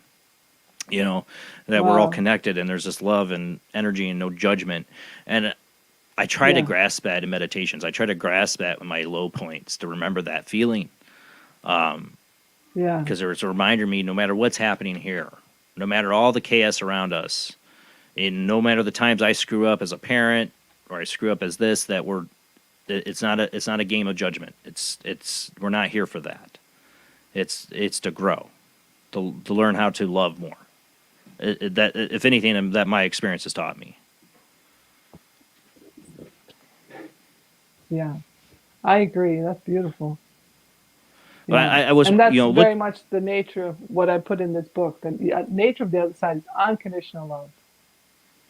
yeah, and I see the part I can't read it yet, but like I was looking at the images, like you show kind of like the circle of like the boy seeing how he maybe affected others, like because you said he was a bully, like so he's kind of has this life review moment, you know, but it doesn't seem Yeah. like he's being judged or whatever. He's having a pretty good Mhm. time. It looks like in the in the pictures. It's really awesome. Right. But yeah, you know, but what can you judge a child on? There's You no know? judgment coming towards him. Yeah. Right. Well, no, Do- I do don't. you- Yeah, I don't yeah. think again, it's not about judgment like you experience. Right. It's about that unconditional love. And I think when you feel it, you wake up to it yourself and you want more of it. So you naturally, voluntarily step into it. It's not a system of reward and punishment. It's Yeah. just like, when you eat good candy, you want more of it. You want more of that Yeah. quality Oh, love yeah. and that quality power. It's just so contagious. I've spent time, like I said, meditating to get myself back to that feeling, that state that I felt at that moment. It was such a terrifying thing. I was literally being lit. This entity had lifted me off my bed up to my ceiling, levitated my body, and I was frozen when I called out and had this experience, and then I was thrown down. But like I don't want to go through that again to get that experience. Can I you wanna, hear me well? Because connections. Yeah, I hear you. I have Jamie, a bit Rob? of a bad connection at the moment Oh, because okay. it started raining here. You do hear Oh me? no. Okay. I hear you. I hear you. Okay, good. We got to go to because it commercial. started We raining got. and I was worried. Well, hopefully it dies down in 5 minutes or so here because we're going to go to commercial break. Hopefully we come back, it won't be so bad. Yeah. But what I was saying, Okay. I've tried to get back to that state, that feeling of that overwhelming compassion, love, and understanding that feeling that Mhm. there's a light at the end of the tunnel. There is something always there with you. You're never alone. That has your back. That loves you. And people Yes. call that God. I call Yeah. it the Force. It's just, like I Yeah. said, for the spiritually homeless, like you're spiritual, but don't belong to any organized religion. That's why I love doing this show. This is my church to share these experiences. This is Yes. my religion. We got to go to commercial break. We'll come back here and open up the phone lines when we do. With our guest, Marie Antoinette Kelley. We're talking about her children's book, Danny's Day in Heaven, about near-death experience of a child and what it's like on the other side, and to help children understand maybe a little bit about death and the afterlife, and that this isn't all there is, that there isn't, we're always going to be together in some sense or form. When we come back from the short commercial break.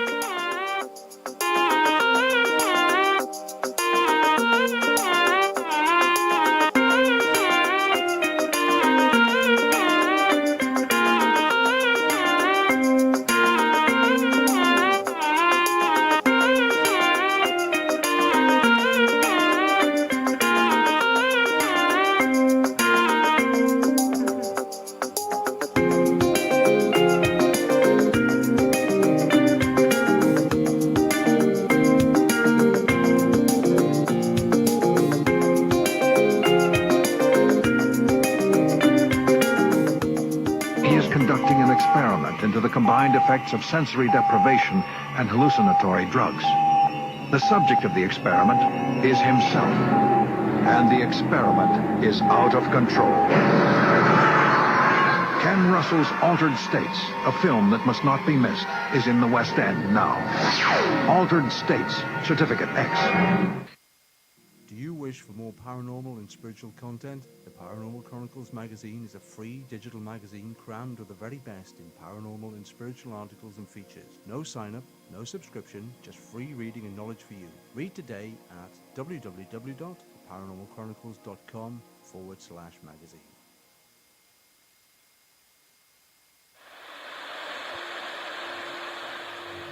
Join us every Wednesday night at midnight Eastern Standard Time for Weird Wednesday, the live stream, with your hosts Jamie, the Living Dead Girl, and Rob, the Phantom, where we'll talk about all things paranormal, including zodiac, astrology, tarot card and oracle card readings, live ghost boxing and spirit communication, where we'll do Voices from Beyond, the Cold Case Files. So we hope you join us live on Facebook and YouTube every Wednesday night at midnight Eastern Standard Time We hope to see you there. Bye-bye.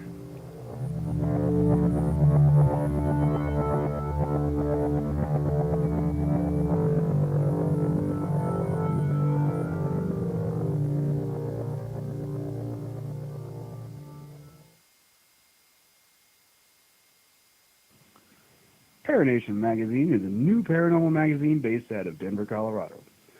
Our goal isn't just to give you the best paranormal content out there, but to promote paranormal unity. We're doing this by giving everyone an opportunity to tell their stories and to share their experiences. For more information, follow us on Facebook at Paranation Magazine and soon, paranationmag.com. I've Never Met a Dead Person I Didn't Like is the extraordinary travels of a young, alone, and broke psychic in the highly anticipated new book from internationally renowned psychic, medium, medical intuitive, and best-selling author Sherry Dillard. Critics have described I've Never Met a Dead Person I Didn't Like as an engrossing memoir, an empowering story of how a broken girl came to accept her psychic gift, a refreshing and fun read. I've Never Met a Dead Person I Didn't Like is available through Amazon, Kindle, Barnes & Noble, and wherever books are sold.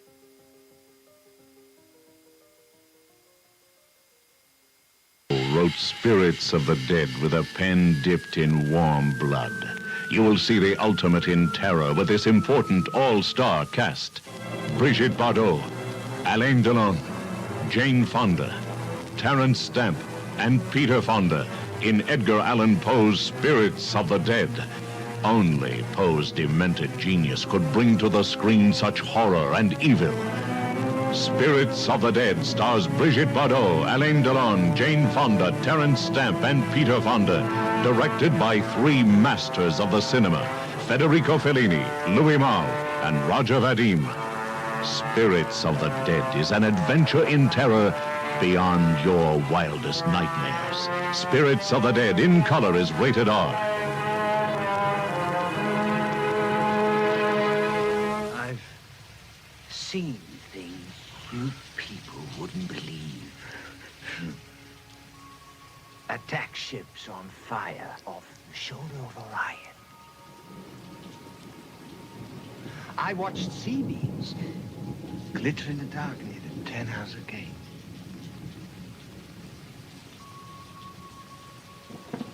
All those moments will be lost in time. Like tears in rain. Time to die.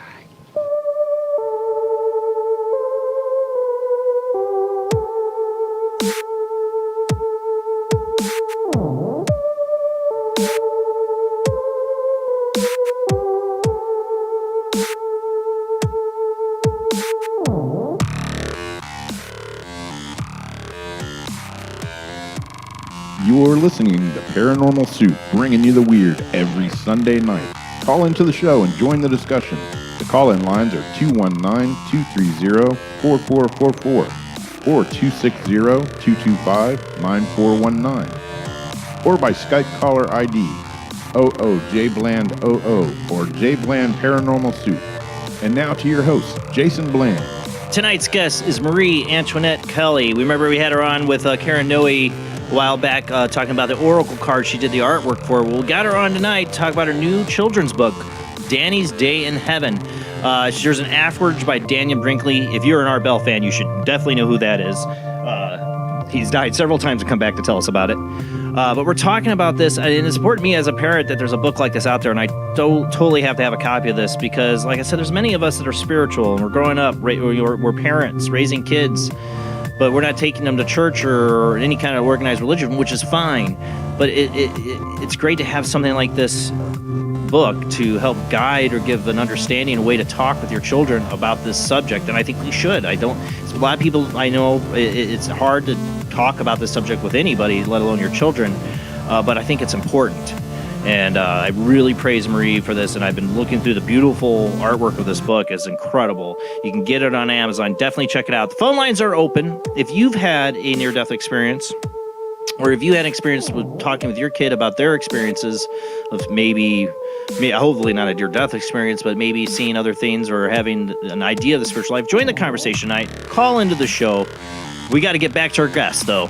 Let's go ahead and get rolling on into it.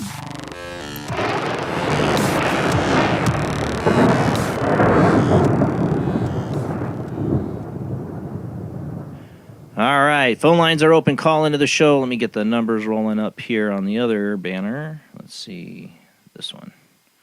There we go. All right. And welcome back, Marie. Hope you're muted. Unmute yourself. Hi, yeah, I was There we go. muted. Sorry. It's Thanks all right. for having me. So, like we were talking about this and the experiences, one of the things too we get into in my family talking about, like I said, we're just, we have a lot of different spiritual ideas in this family, but the kids want to know or talk about like reincarnation. I heard my wife talking to my 7-year-old about it earlier. She said, "Who knows? Maybe I was a cat in a past life." We talk about those kind of things. Yeah. Does that fit anywhere into your perspective of the afterlife? Yeah, I raised my. Well, I didn't put it in this book because, although in a way he comes back to his own body, that's kind of opening the topic. But it's definitely part of my life. My daughter, actually, when she was 2.5, she remembered her past life, and she was, literally 2.5. This is, she was an early talker, but still, I remember her sitting on the kitchen table, sorting out her peas, eating them, and telling me about her last life in California when she drowned and how disoriented she was, that her friends disappeared, and that she was still alive. And it was as a 2.5-year-old, and I've never forgotten. And I remember just working through that with her in very simple ways, because you don't make a big deal out of it as a parent.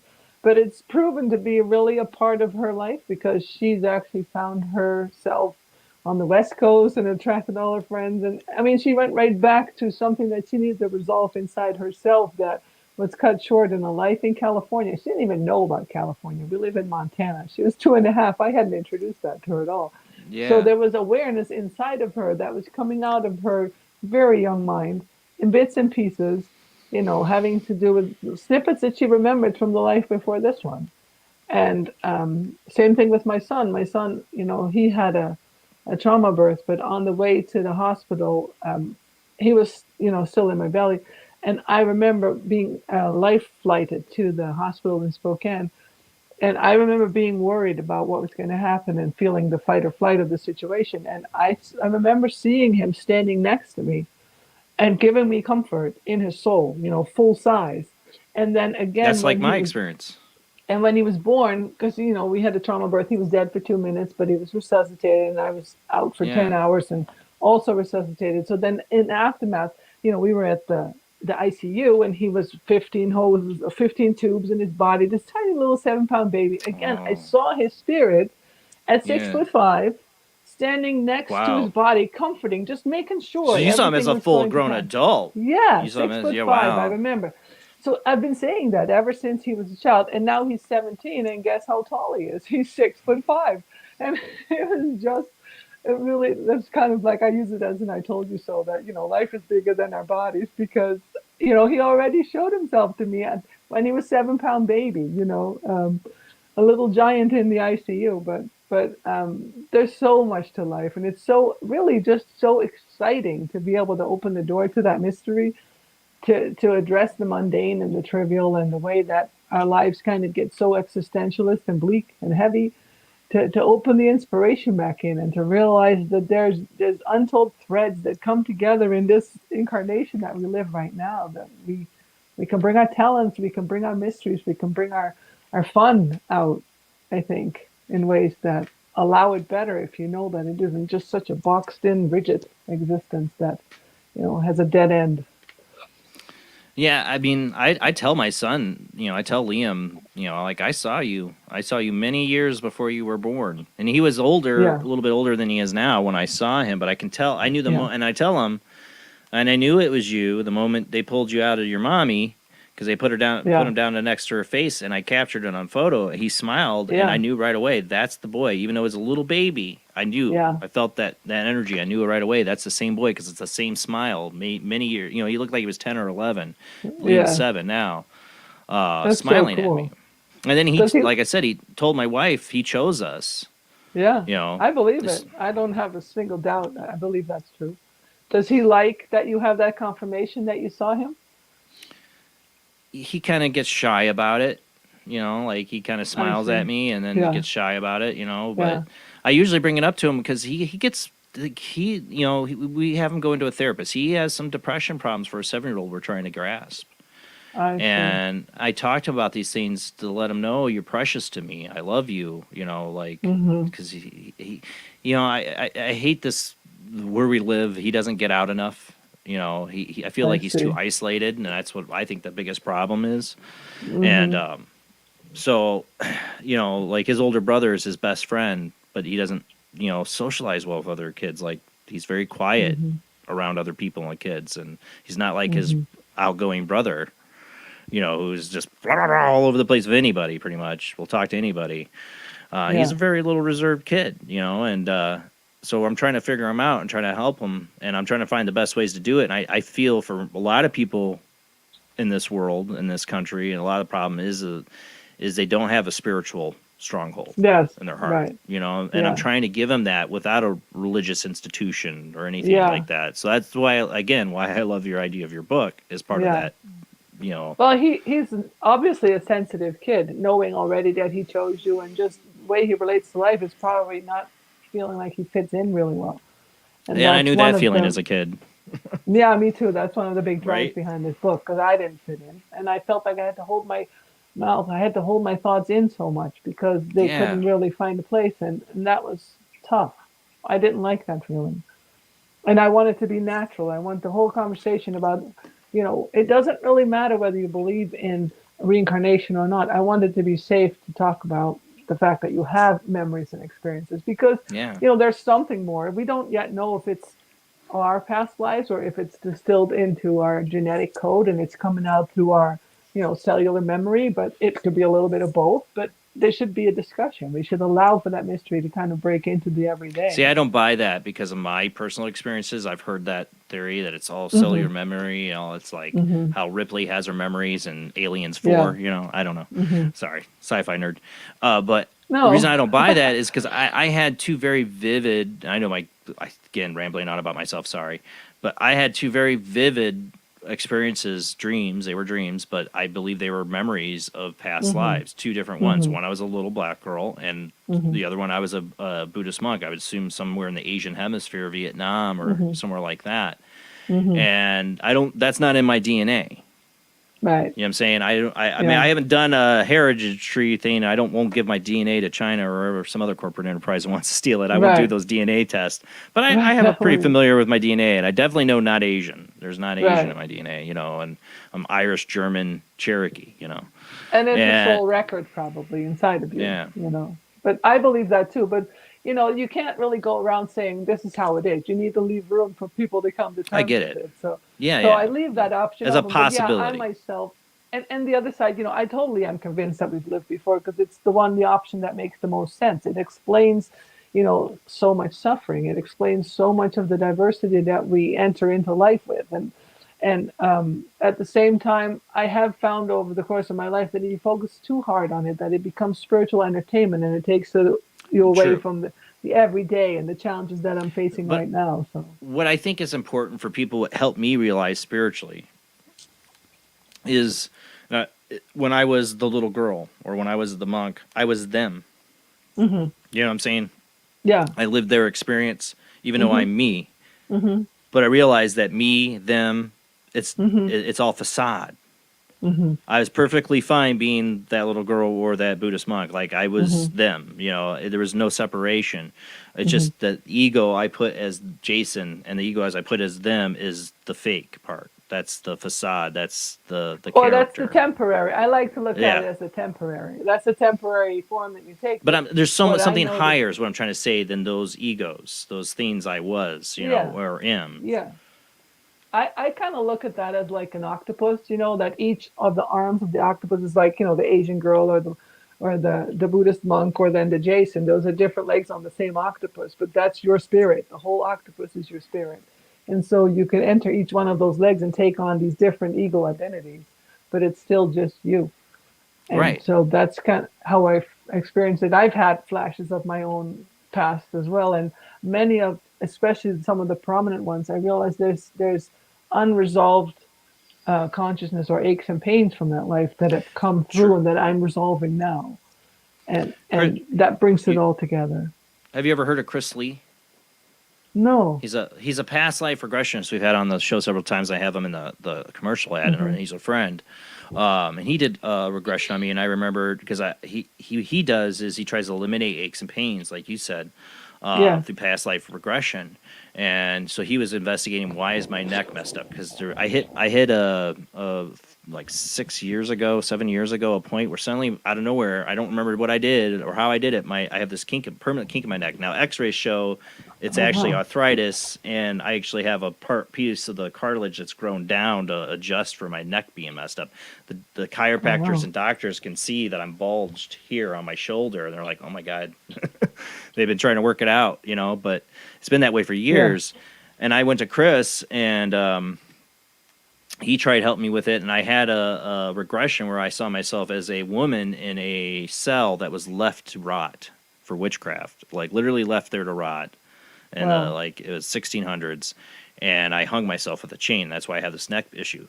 It helped relieve some of the issues I had with it because it was really bad, pretty bad, and it did help, but it didn't get rid of it. It didn't eliminate it. Chris is like, well, it doesn't always right away, but he's had other people where like they literally hear the pop during the session, like something like that, like I had, or somebody with rheumatoid arthritis suddenly have their fingers. Like this. Because the other thing was it did help was I was always getting this throbbing in my fingers, and I still do a little bit, but I was getting real bad at that time. And arthritis, I'm a guitar player. I couldn't hardly even play. And I have psoriatic arthritis, is what I think. And in that dream, I'd also had my hand smashed, broken. And when I saw that, not in the dream, sorry, in the regression, it did help relieve that. So it did help with that, So it's interesting, like. Well, my experience with, I like that you shared those stories. My experience with those, I've had stories of my own. My experience with the other side is that there's always a continuum or a thread of some kind, and so sometimes it's enough for the person to be aware of a life like you just touched with the witchcraft and where you hang yourself.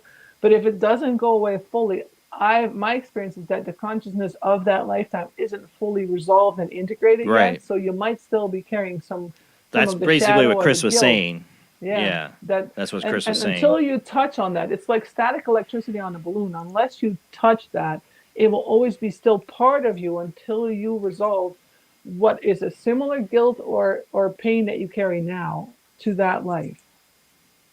It's an overlap. It's the identical same thing. It's a really obvious thing, and we look for the the extraordinary and all the secret mystical stuff, but it's usually the really obvious things right in front of our noses that is the overlap between that life, which is why you were shown it, and what you are in right now.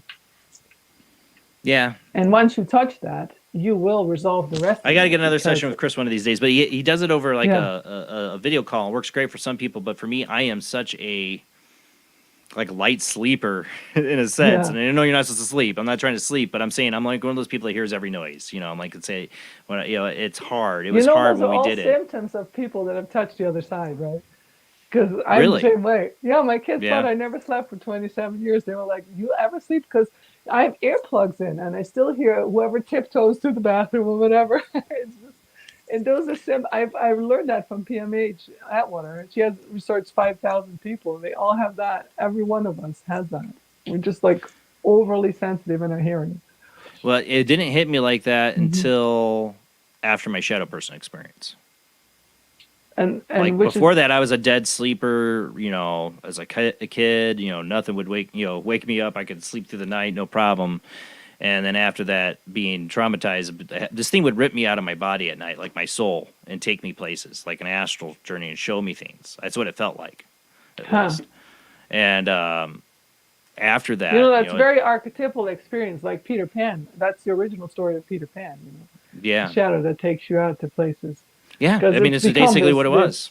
Fairy tale. Yeah, it's very. But this wasn't a archetypal. good one. No, I know. Well, Peter Pan isn't also. Peter Pan has been made good, but the original Peter Pan is actually, panic. True. It's actually a dark shadow. Darker, yeah. That's the original story. And there's Yeah. a lot of archetypal language in our soul that we all experience. You've experienced that one, and it's interesting because you can translate. You're it the for first yourself. person. I've talked about this a lot. You're the first person to like really point that out as archetypical, and I've thought about that before a little bit, but I really never delved deep in it. So I mean, I'm interested you brought that up because I've had a lot of people. We've talked about this experience. I've written about it. It's in Mike Rick Secker's Paranormal Encounters Volume 2 or 3. But nobody ever made that like kind of connection. That's interesting. Yeah, for me it's helpful because when I see it like that, I realize that first of all, it's nothing personal about you, even though it's taken advantage of your vulnerability, but it helps you take your power back because now it's a language and a realm that you can understand and navigate. And it takes your power back because looking at that, then you can see what your role in it is and how you were taken advantage of by that dark shadow. And it was your innocence and your gullibility to be a kid rather than a maturity of your soul that was taken advantage of by that darkness. So switching the dial back to your maturity and putting it back in perspective would allow you to correct that so that you no longer have to be afraid. I had to work through a lot of fears in my life and I've learned to navigate. Yeah, that one did. It definitely used a lot of my fears on me. And for a long time in my life, I really didn't have a lot of fear about anything after that, until I had kids. Yeah. Until I had Because you're kids. so accountable. Mhm. Yeah, wanna keep because I them was ready. I always joke as like of how chaotic the world is, and I've been calling that out. And all my friends know me for a long time. Like a lot of the stuff that's happening now, I swear to God, I've been proven right about so many things. But I used to be like, I'm just gonna sit back and watch the world burn. I don't care, whatever. And then I had kids, and now I gotta care, and I worry about everything now again. It's like I went through this stage after that incident with the shadow person and feeling that force until I was 32 and I had my first son, where I was pretty, let go, like good, whatever happens, happens, and then I had kids, totally changed it. I feel like you have that in common with Liam, actually, just you talking about it like that, because you're saying he picked you, but he picked you for a reason, and he picked you probably to wake you up to the power that you can influence the outcome of where the world goes. And then he wants to do it together with you. Dean was the first, but Liam might have picked me for that too. I don't know. Yeah. Dean is my everybody calls him my mini me because he has all my like sci-fi interests and he looks like me. Liam's like he has my wife's temper. Oh. But I swear he has the spiritual stuff. I mean, she did too, but he has like the spiritual stuff in the questions and the experiences like I had as a kid. Mm-hmm. Like Dean's a bit far removed from it. Of course, I don't know you at all, but I'm getting glimpses of you based on the stories you're sharing, and that past life that you're sharing about when you were that witch that had to hang herself. That's a sign of being really misunderstood about your spirituality, about your own understanding of the other side and how it integrates. Because witches, they were branded witches, but they're really advanced souls that could understand healing forces. They were healers. And so you were very misunderstood in that life, and it pushed away the spiritual realm to the point it's like, what the heck, I'm not belonging here. And so with your story and the way you're telling it, that's how you lived the first part of your life. Like, what the heck, I don't belong here. I'm just going to go along for the ride. And so reclaiming all of that, it seems to be something going on with you there. Well, it's also like the Buddhist monk thing. It's interesting to say because what I've like reflected on that experience with the regression and then the two vivid dreams, the one being the Buddhist monk, is what I remember about that. I'm not speaking English in the dream, but it's how it works. It's your mind just knows. Right. I knew my temple master. What I don't know what you call him, but I worshipped him. I thought he was the guiding light. I knew this in this dream. I knew everything. It's like I knew his past somehow is all there, and I knew that I worshipped him. But then I walked in on him smoking opium. And I went and I felt betrayed by him and I wasted all my life. This is how I felt. And I went into these soldiers and tell them what I witnessed. And then they raid the temple, kill him, kill everybody in the temple. and I am basically running for my life, and they kill me.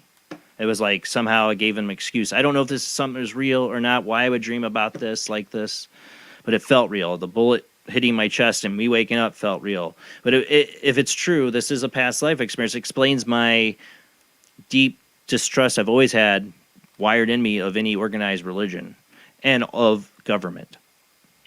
Because I was betrayed by both. You see it? And this has been like the story of my life. Like, anybody who knows me, I have a deep distrust of government and organized religion. Yeah. And that would explain it. I think it's been hardwired over into me because I remember being a kid in a trailer park and having these Jehovah's Witness people take us to this, like, come hear about the Lord and Savior Jesus Christ and come on in. We got all these candies and snacks. And I remember them getting us in there, and it was out at this trailer park, and there's all these kids, and I'm going and eating the snacks. She's like, oh, no, we want you to sit down and hear about Jesus before we touch the snacks. I'm like, nope. And I took my snacks and left. I was like, nope, thank you. You tried to trick me. All the other kids are like, no, I'm going to do what I told. Tell me about Jesus, and then I'll get my candy, right? Candy. I was like, I'm just going to take my candy and go. You guys have fun. Like, I was totally not interested. Yeah. It's like I knew. Language.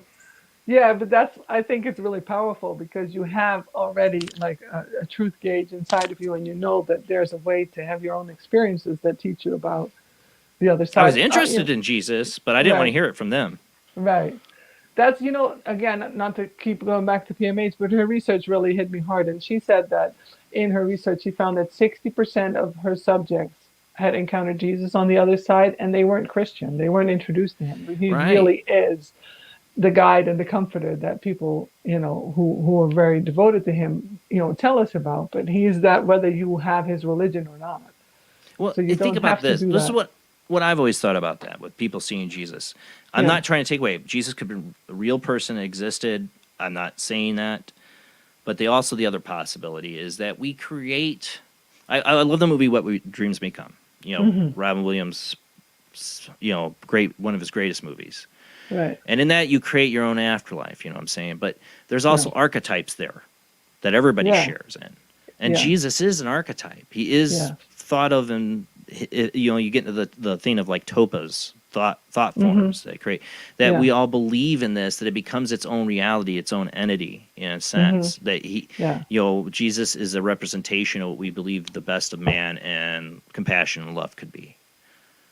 Yeah, I think it's more than that, because when you actually study the world, I have an encyclopedia of the world's religions, and if you study that, there was already a god in the Sumerian religious traditions that had all these abilities that Jesus had, except it was a more mythical figure. He was crucified, he was innocent, he died, he was resurrected. He's not the only one either. And then Bacchus, he's another one in the Greek tradition, and he's now the god of merriment because he has morphed over time. But initially, his first representation in the mythology was the very same characteristics as Jesus, and these are called savior gods. And so they have that pattern. I mean, we've all probably run into that, how it's on Easter and Christmas, how these are chosen dates that overlap with the equinoxes and all that. So it's super fascinating when you start taking it out of that rigid interpretation of this is Jesus, he's off limits, and we must not question anything. Because when you start questioning, you see that he stepped into the archetype. But I think the mystery or the magic or the specialness of Jesus, he was the first human to do it. The rest were half human or archetypes, and they were mythological figures. So he really got the mystery.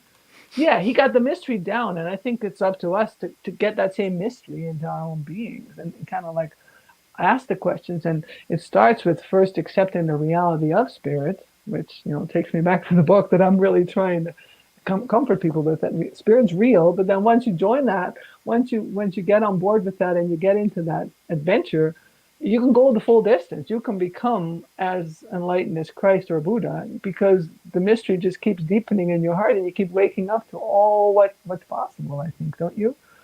Oh yeah. My kids spiritually. One of the things I have to say though, we don't belong to any certain organization, but what we do joke about in the house is one, we go to the Church of Ancient Aliens because we have Ancient Aliens, the show. We usually play it in bed when we go to sleep. So a lot of the stuff I believe, like Old Testament, is aliens. I'm sorry. It's my belief. But and my kids know that, Well, and sacrifice I'm is sure it to drives have my mother-in-law nuts, who's a very, she's a very kind of conservative, not total conservative Christian, but she's a Christian. I'm sure it Yeah. drives her nuts. But but at the same time too, I mean, we also.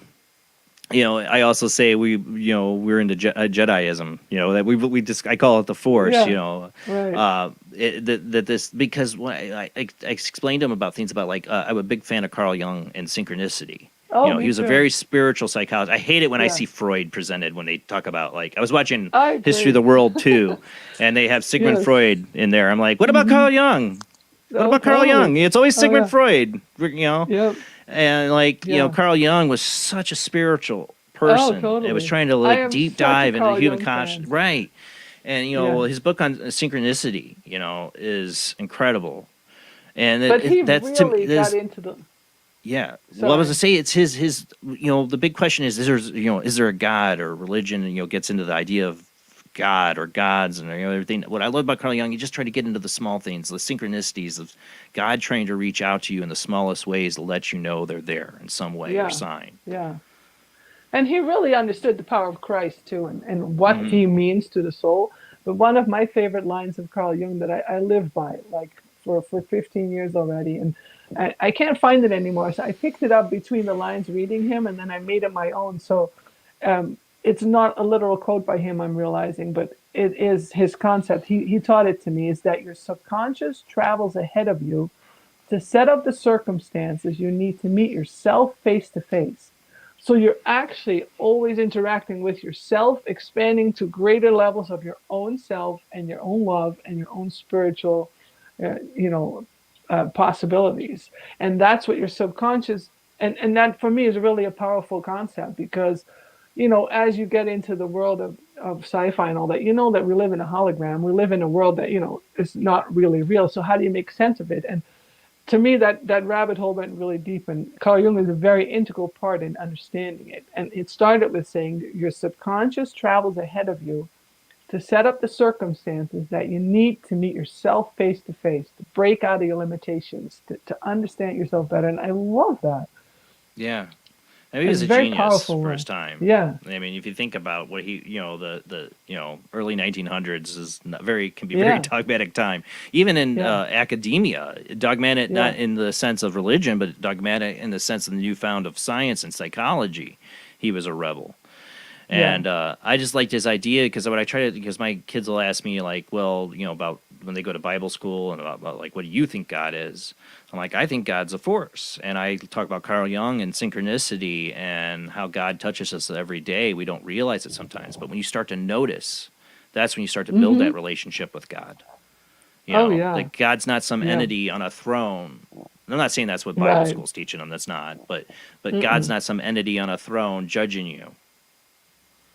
You Right. know, he's somebody Right. as your friend and guide on this journey. Yeah. That's Yeah. always with you, and it's Yeah. trying to let you know they're there. Yeah. Always supporting, always encouraging. I mean, I actually think, for me, God is all and in all. So it's all of those things. God is both personal and impersonal because God is all. God is abstract if that's how you need to relate to God, but God is also personal and intimately present in your life if that's how you need to relate to it. Because for me, it's all. It's just Do what you- you tune into. The love is everywhere. Do you try to fit God into this pentagram of this book with a near-death experience in some way?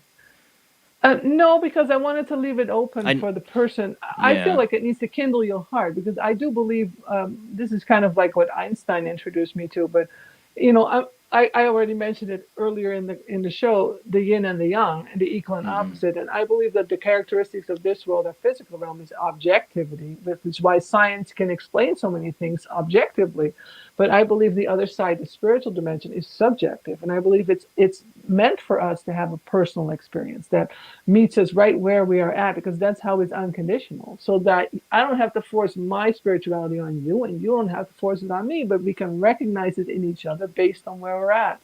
And that subjective nature is very important, I think, so that it gets kindled in your heart, and it calls you forth. It's your longing, and I love that saying, what you seek is seeking you. you're meeting it, and it's going to teach you. It's going to reveal to you the mysteries of love and the mysteries of the universe. And I don't think it's necessary for me to put it in the book, other than as a reminder of what it feels like, so that it kindles your heart to go that direction and to go find your answers and to go connect. That's what I'm hoping to do. The only reason I ask is that one of the things is like, the reason I've tried to teach my kids like what my idea is, because this is one of the long talks we had when we were on this vacation in Florida. We'd take these walks, and I'd tell them, they had a lot of these questions at that time because it was not long after the dogs had passed. My idea is like, I want them to understand how I live my life, is the idea that I believe God's with me always after my experience. Mm-hmm. Because I'm trying, it keeps me in line. And it's not because of fear, like I'm being judged. It's because I have a friend with me that is always going to see everything I do. So do I do the right thing even if nobody's looking? You understand? Because it's not that he's going to judge, but he knows. And do I need him to know me being somebody who just drops a piece of garbage on the ground and walks away? You know, that kind of deal? Like, or do I need him to know me as a good person that's going to take that piece of garbage and put it in the garbage, you know? Yeah. Or you do the right thing when no one's looking kind of thing. It's kind of what I'm trying to like instill. I'm not trying to put like a fear God, children, fear God. God's always watching, you know, like, yeah. You know, I'm not trying to do that, but I do think it's important to raise your children in some sense of that there's a higher realm that knows all, not judging. I'm trying to find that right balance. And I like to call it a force, you know, that God is with you in all your steps. Yeah. And do you want your steps to be peaceful or angry, or do you want your, you know, what do you want? Because I also believe, I love Thich Nhat Hanh was another one of my favorite writers. Right. My favorite little tiny book, but is Peace is Every Step. And that's the other thing I try to teach my children is, right. You know, if you want peace, you can't just wait for the other person to give peace. You have to take the steps forward. If you want it, you have to show and live by example. Yes. Yeah, I love that. I definitely do that too. I feel my whole, you know, I'm farther in my life now, the fifth decade at this point. So each decade has its own flavor, but I feel like there's You don't look that decades. old. You don't look that old at all. I would have never guessed at all. Well, I'm a grandma. Yeah, you're well, hey, you know what? I got a cousin younger than me who was a grandma years ago. In this world, I never know. I'm just saying, I'm no judgments. Well, but, it's probably you know, because I hang out on the other side quite a bit, and that spirit brings keeps you young. me. Yeah, it keeps me young. But I feel, you know, having concluded that God is all and in all, I feel like I went through the quadrants, like, you know, the independent, impersonal God all the way, and I realized it was so abstract that it was really freeing at first, because I had to get out of that dogma and the rules of the punishment and all that heaviness that comes with religion in the traditional sense at first. And then I went as wide as the universe and the open-ended possibilities, and I maxed that out. It became really abstract for me. It's like, yes, God notices, but what is God? Is it just a force? And I came full circle back to wanting that personal, you know, friend that also walks with me and that notices, doesn't ever judge me, but doesn't really just, you know, it wants you to be the best anymore. you. Yeah, and then I feel like that it's almost like a role model, like the way you adore your parents when you first grow up and you want to be just like them, or, you know, when you fall in love. And I needed it to be more personal. So now I have both. I realize that I'm like, I suppose if you had to put a name to it, a Christian Buddhist or Buddhist Christian, or, you know, because both half is like the Buddhism is so beautiful at easing the mind and finding that peace and the tranquility of letting go of the anguish that we, you know, have in our minds. And then the Christian aspect that I took back is that personal lover of God is just there side by side with you, holding you up and wanting the best for you and comforting you when you can't just quite make it. And so I think it's the language is, you know, self-revealing. I don't think we have to really worry too much about where we're at the journey, as long as there's some journey going on. It's the stuckness, I think. That's the real enemy. When you do you ever, I mean, I know your kids are growing up now, but when they were little kids, have your kids go, why did God do this? Like, or blame God. Like, because my oldest son does that all the time, and it drives me nuts. And I'm like, don't blame God. I'm like, I'm like, what's God got to do with it? Well, God controls everything, right? I'm like, doesn't not necessarily. I don't know. I mean, what did you do? What's your actions? You know, like, you know, he's such a. That's good though. It's fun those Yeah, questions because but yeah. I used to think I had it all figured out and I had an answer for everything, you know, and then I realized, oh my gosh, how arrogant, because there's so much that we don't know. And I love it now when I get my granddaughter actually, we talked, this is funny, totally unrelated, but it just showed me how we can only really understand what we're ready for. But we were talking openly about death as well. And, you know, we live in Montana where hunting is really just part of the lifestyle, especially in the fall, you harvest your own food. And so we were having deer, and we butcher it in our kitchen because my husband is a big hunter, and Yeah, I we was were there. eating it. Done that as a kid. Yeah, so you know, it's nothing. She thought nothing of it. It's just biology at this point. She's part of the whole thing, and you know, even eating it, it was just, you know, it's almost like a sacred ritual. You just appreciate life so much. So then a couple of weeks later, somebody in her world died. It wasn't somebody she had physically known, but she had heard about it. It was somebody in the periphery of her world, right? Yeah. And had died. So she wasn't sad or anything. She was just processing because it was just something she was aware of without any emotions attached to it. And she turns to her mom and she goes, "Are we going to eat them too?" From the mouths of babes. Oh my God. And I realized, you know, all of it. It's just such a delicate subject, you know, in her mind, things take on such different shapes. Wait, I'm eating something that was living before. I remember that with Dean, because we had a long period. We had a period of time where we could not get him to eat any meat, but what he could not conceptualize as meat. Like he was fine eating chicken nuggets, you know what I'm saying? Like, but we'd put like, you know, any kind of beef or whatever. He's like, that's a cow, it died. I'm like, so it's a chicken. No, it's not chicken. I'm like, no, chicken nuggets, it's chicken. Like his 4-year-old brain wouldn't like get it, you know, but like somehow he knew beef was a cow. Like it freaked him out. He wouldn't eat it. He didn't want to eat meat if he heard it was an animal, except for he got spoiled on the chicken nuggets. He just would try to lie to himself, like, that's not a creature, right? I'm like, where do you think it comes from? Chicken nuggets don't grow on trees, kiddo. You know, I remember this guy. I felt awful for like breaking it to him, you know, like, because I'm like, God, don't let him stop eating that. I'm not going to be able to feed him anything.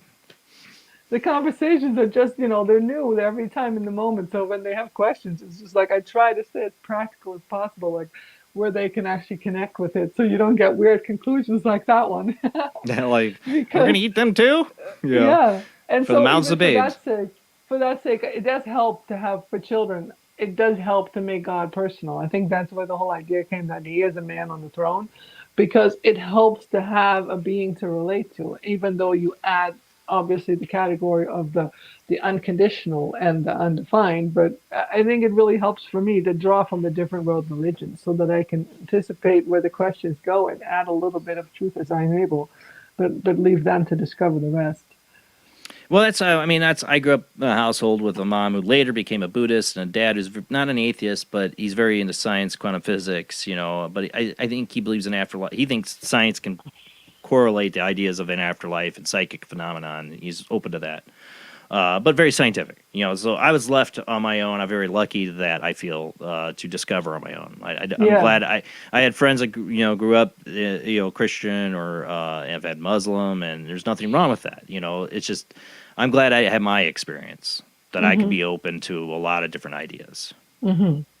Yeah, I think in fact that's for me the perfection of the divine, that you have your experience. And then people, I actually don't think there's anything wrong with the person who's strictly one particular religion, because that's their path. That's where their soul, exactly. And that's where Jung comes in, because your subconscious travels ahead of you to set up the circumstances. So whether these circumstances are traditional Christian, traditional Muslim, Buddhist, atheist, whatever your form is, it's your subconscious traveling ahead of you, where you need to meet yourself. You're butting up against something in your consciousness, in your belief system, in your growth, in your soul, that needs to find inside resolution experience. And that's really the reason why we find ourselves in the circumstance we find ourselves, not because one's better than the other. It's part of another thing I loved about Thich Nhat Hanh is, he preached many doors of the Dharma, and he would tell people, it's great you're getting into Buddhism, but I want you to go back to your roots too. I want you to go Mhm. back to your Christian roots or Yeah. Muslim roots or Yeah. whatever you came from your family. I want you to look into it and invest some Yeah. time on understanding it. Don't just totally reject it. It is part of who you are. Yeah. I I agree. I love had that to about do that. him.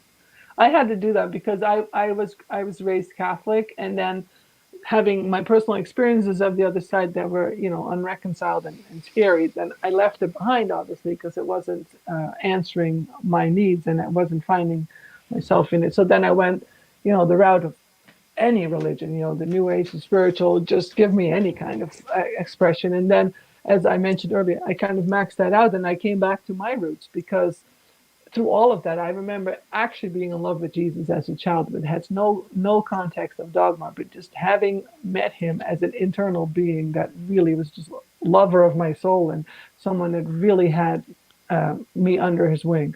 And so I had to go back to my roots and then work through my bias, which was that's a traditional, old-fashioned, stilted religion. Why would I ever bother? And when I worked through it, I actually got to the mystery there, and I understood the profound message that's hidden in all of it. And it reminds me of Rumi, because Rumi actually, in the 13th century, he already was onto that, and he said there's 4 levels to these sacred works. And he said the first level, and they're all valid. The first level is that really literal interpretation that you see when you have the really strict Christian that can't have any leniency to interpretation. It just has to be letter of the law, and that's like, according to Rumi, the first level of being introduced to the sacred text. And then the second level was where the parables and the metaphors start waking up, and you start to understand a deeper meaning and an alternate message to it.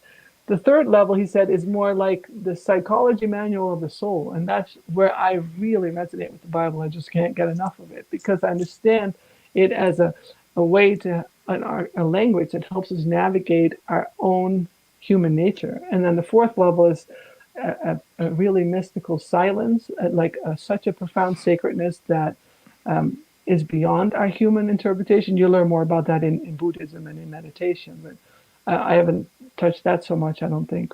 But I thought it was fascinating that we could all look at that same sacred text that is so profound for so many people, so many millions of people for so many eons.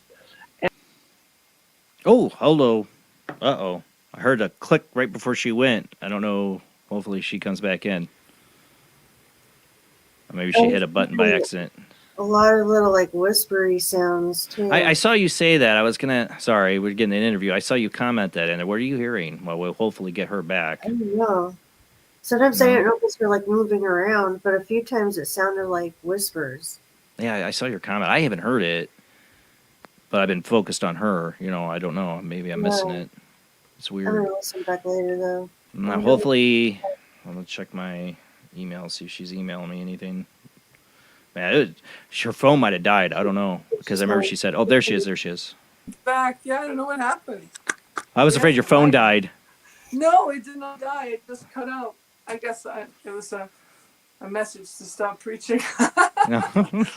No. But I was really inspired by that, because I think the biggest point for me is that you have to find your own way with spirit, and that's what's behind this children's book.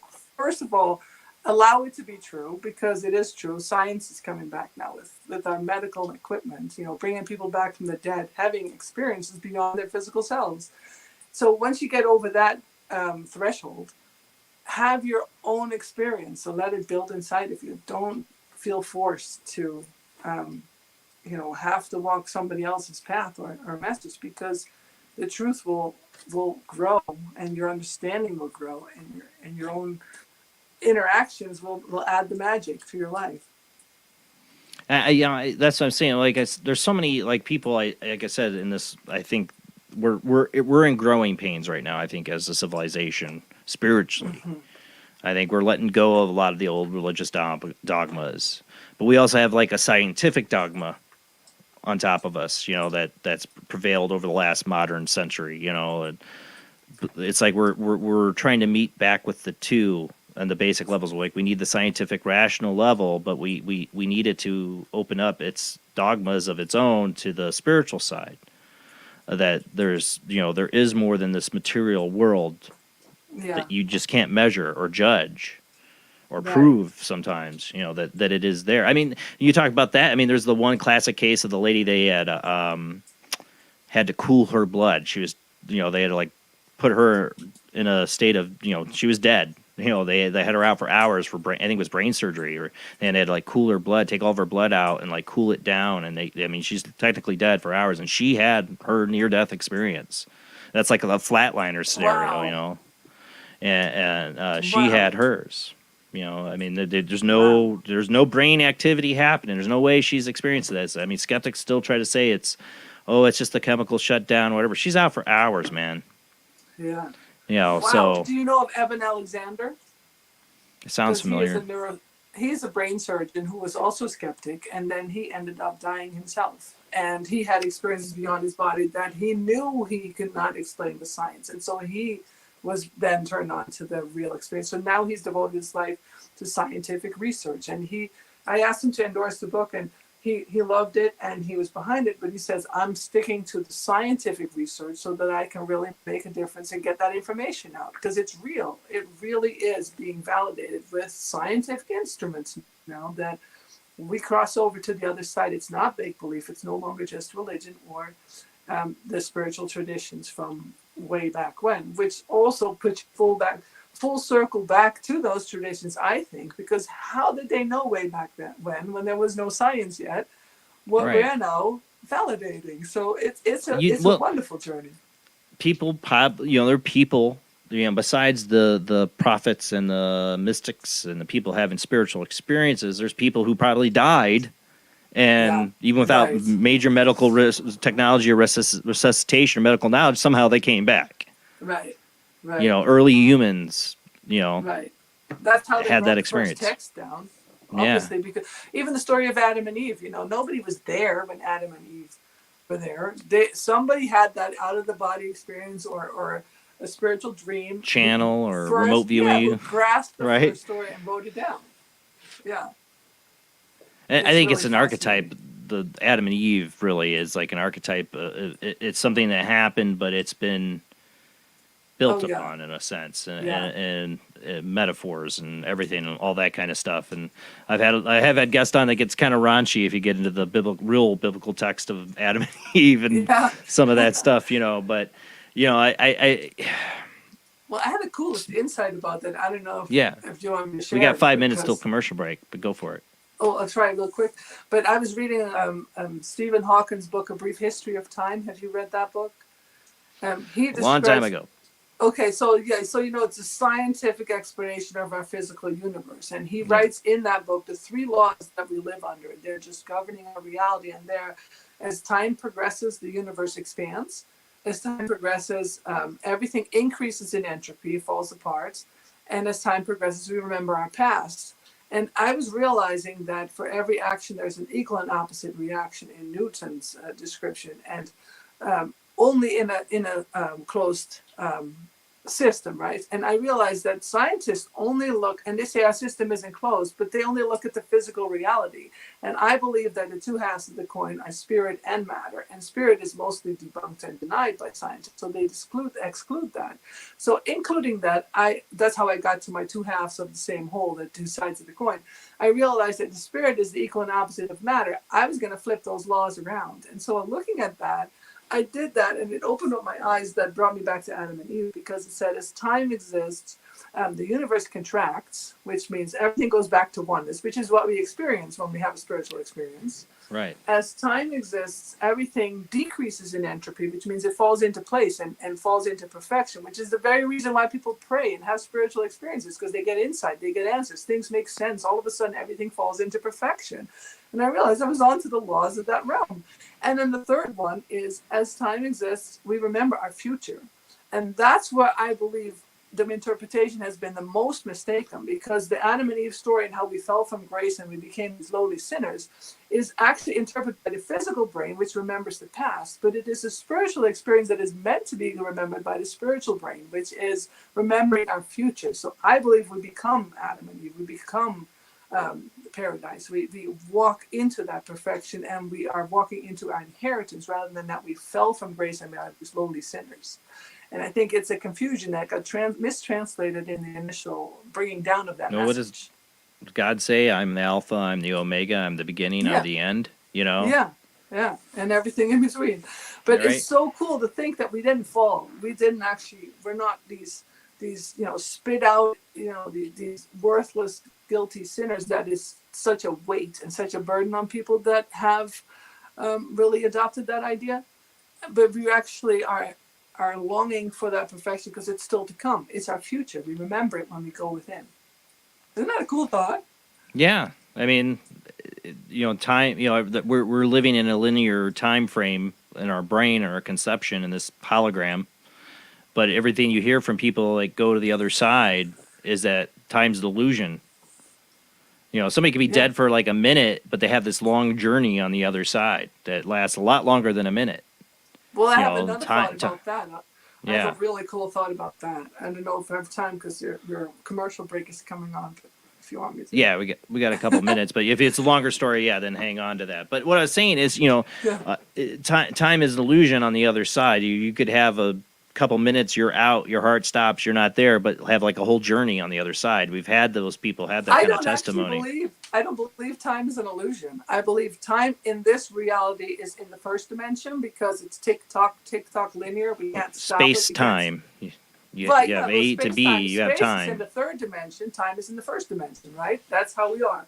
And I believe when it flips over to the spiritual dimension, I think that inverts with it. And I think space goes to the first dimension, which is why we disappear and we turn into this point of light. This just the way time is, a point right here. And that time goes into the third dimension, which is why we can step in and out of it like a house. And we can access any point like a shaman of our past or our future. And we can make it stand still and we can make it speed up because time is in the third dimension on the other side. And space is in the first dimension, like a point, the way we experience time here. Yeah. I mean, people, when they talk about being on the other side, have a thought and they're somewhere else, instantly. Yeah, it's time. The way we have space, I just have so much fun with my own spiritual explorations.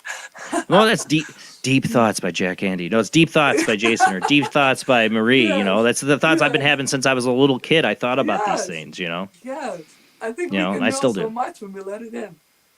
All right, we're going to go to our last commercial break, and nobody's called in. Anybody want to call in? We talk about if you've had, you don't even have to have a near-death experience or anything like that. You join the conversation if you want. But we're going to go to commercial break, and we'll open up the phone lines. And when we come back with our guest Marie Antoinette Kelley, we're talking about her book Danny's Day in Heaven. It's a children's book about near-death experiences, about the afterlife. When we come back from the short commercial break.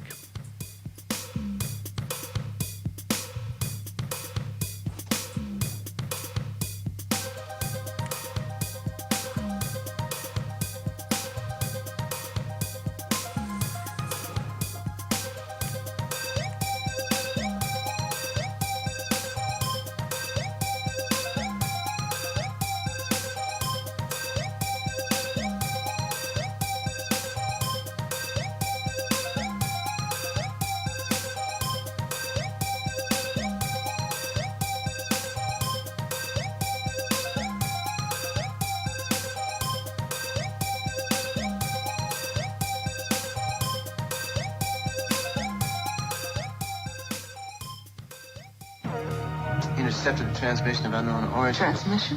Out here? SOS. Human. Unknown. Alien. Certificate X. Exclusive engagement at the Odeon Leicester Square. Now.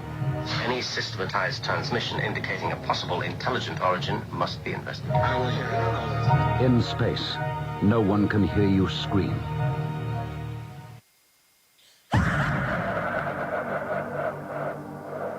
If you are interested in discovering the truth about the paranormal and want to hear from leading researchers in the field, join Justin Brown on his 3 weekly shows named My Paranormal Soapbox, Necromancer Live Show, and the Supernatural Symposium, live on Facebook, YouTube, and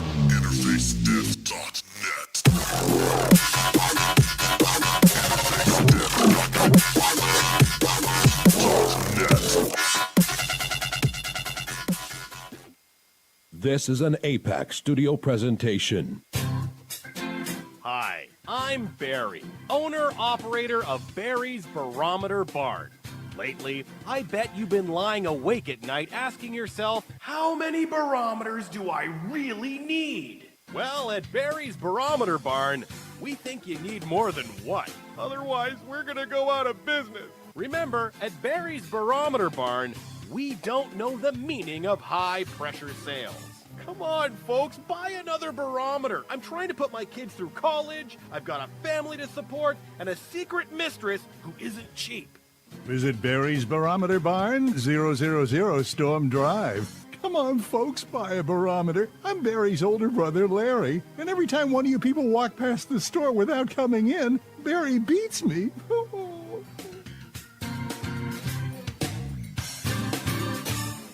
This has been a presentation from Tim Morgan's APAC Studio. For more almost professional amateur comic studio content, visit the APAC YouTube channel. Search APAC 2002. That's APAC 2002 on YouTube. When Alex Gardner is asleep, he has an extraordinary gift. The government wants it, the scientists want it, but to keep it may cost him his life. It might be better if Alex didn't sleep at all, but he cannot resist entering the dreamscape. Can you? See Dreamscape in the West End and all over London now. Certificate 15. It takes an extraordinary adventurer to enter the dreamscape. Are you intrigued by Paranormal Talk Radio? You'll love the new Paranormal Radio app from Talkstream Live.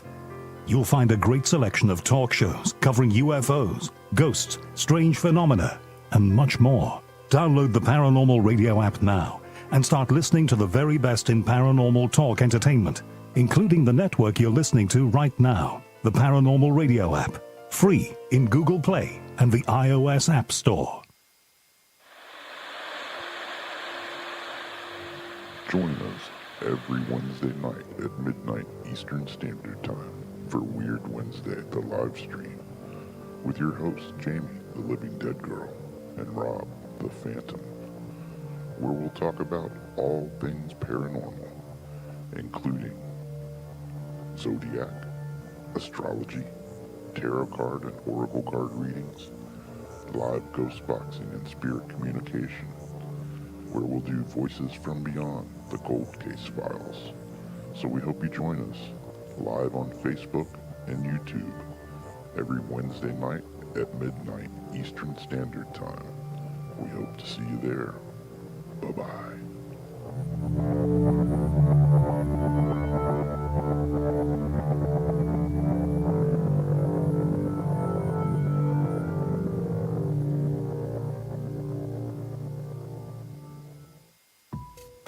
Since 1948, Fate magazine has brought you reports of the strange and unknown, all of them true. Fate Radio is carrying on that tradition, bringing you the unusual, macabre, strange, and bizarre.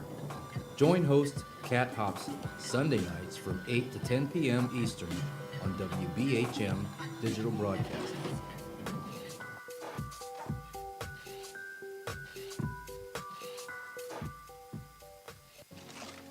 Heat 'em up.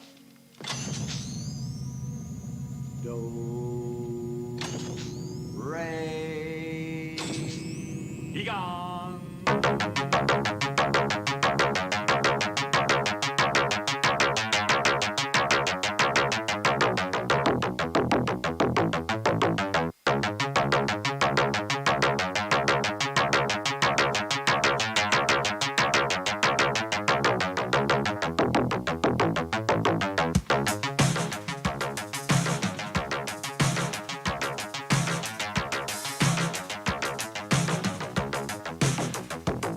You're listening to Paranormal Soup, bringing you the weird every Sunday night. Call into the show and join the discussion.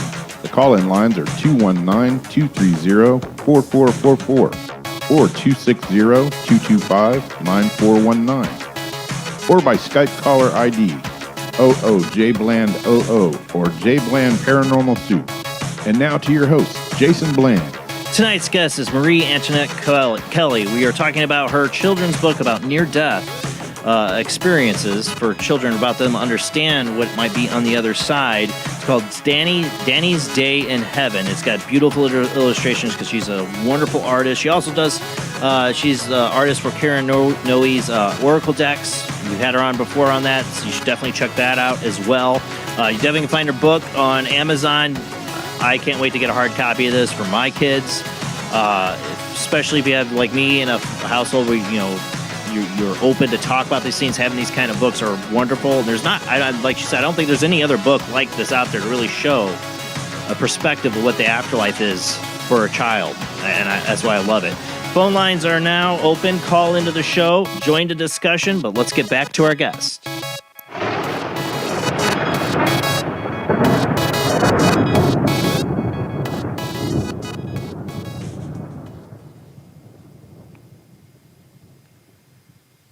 All right. I'll remind you this time to unmute yourself. I know I have trouble there. I ended up muting you because I can see you trying to press it to mute. I'm like, I got you. Yeah. I couldn't find it because I had to get back into the show and the whole screen changed. So I can see you struggling. Sorry. Yeah. No, good. I'm glad you're on top of it. I'm getting lazy there. But, like I said, I think it's wonderful what you've done here with having this book for children. One of the things is there's an afterwards by Daniel Brinkley. And again, we've talked about him several times tonight. And like I said, if you've listened to Art Bell over the years, you should know who Daniel Brinkley is. But what is he like? He's wonderful. He's so fun. Yeah. You can tell, I really feel that a person who really has connected with their own spirit, they have just such a renewable energy, and he never runs out. His body has been through death like several times. I think he's up to 6 times now, the way he says it. Yeah. He's had heart surgery. He's had so much trouble. And he still has just this great sense of humor and this life running through him that, is contagious. He's inspiring people to this day just to live more freely, to live without apology, and to just love and let it out. I consider him as one of the few people that have a boombox heart. I aspire to having that myself someday. And you used some of like his experiences to make this book and put it through. Like the feet. I recognized the feet when I saw that. That's why I had Rob put that up there, But one of the things I loved about Dreams May Come was that it was like a painting. If you've ever seen that movie, like the beautiful bright colors. I've not had a near-death experience, but I've had some deep meditations and vivid dreams where I feel like there's these colors I can't describe that I've seen, like a flower's glowing, like I've had that experience, So I think it's one of the things I've always thought about is ever since I was a little kid, like my favorite part of Christmas is, but besides the presents. But what I always loved as a kid, and I still do, like I wanted it all year round, was the different colored Christmas lights and the glow they give off. Like I'm comfortable in that glow because in my dream, and then some of the visions I've had of might be the afterlife, it's like that. It's like Christmas lights everywhere. Like everything glows like it's like they're all in a Christmas tree. Yeah. Yeah, he's been, I think on a level, this is my personal experience, but I think he's been a mentor to my soul because even though we've been friends, my husband connected with him first, and they're very kindred spirits. And so I got to be friends with him, but something was happening to my soul at night. Like in my dreams, I would meet up with his soul and he would show me things like spiritual mysteries that I couldn't make sense of at first. And then started to be really like intense experiences of that energy of the other side, like the love and the ability to levitate things. I would have these experiences that were rather overwhelming, and seeing, I think in a way, his soul was educating me in a finer dimension. And then about sometime into those experiences, I hadn't talked to him on the phone or anything about that. It was more of an inner experience that I was having. But we ended up at an expo, a whole life expo at the time in Phoenix. My husband and I went down there with my artwork, and Daniel was speaking. And I remember getting in the audience, and he got up and he said, I'm going to talk to you guys about something that I haven't talked about before. And this is just some new information that came to me. And he launched into like this verbatim insights that he had shared with me in an inner world in my dreams. And I just knew that I was able to kind of like tag along. He has a very magnetic personality. I was able to tag along with his, inner, soul to learn these mysteries for myself and to get to those colors and to get to the feeling of what the other side feels like. In my, I believe in my soul travels at night when I was sleeping. But the interesting thing for me, other than that was happening, it was pretty profound. It really woke me up to some of my spiritual abilities that I had been denying because I made them so heavy or complex through my childhood experiences. But what happened to me in experiencing those things in my soul body at night, I started to get depressed in the daytime, like when I was awake, and in my Marie Antoinette-ness, I just felt the limitation, and I felt really depressed for about 9 months, like really terribly unhappy that I couldn't bring what I could feel on the other side to my life here, that I had to, be asleep to touch it, that I couldn't just be in it and bring it here. And even though I loved my kids and my husband very, very much, it paled in comparison to the way that love felt when I could touch it in that real spiritual dimension. And it took a long time for me to work through that. And that's one of the ways I got into Jung, because Carl Jung talks about that, how you're like quickened or initiated into something that you're not actually psychologically ready for. And then you have to climb your way up to that understanding. And I feel that I had to do that. And one of my frustrations was very real for me, feeling the colors, feeling the life and the energy of the other side, and not being able to bring it here and have it here. It was hard work for me to get to that place and make it my own. Well, it sounds like you. They had. Oh, sorry.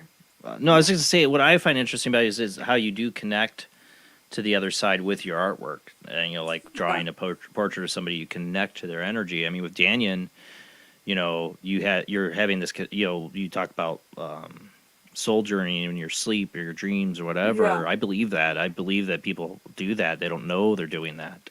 Yeah.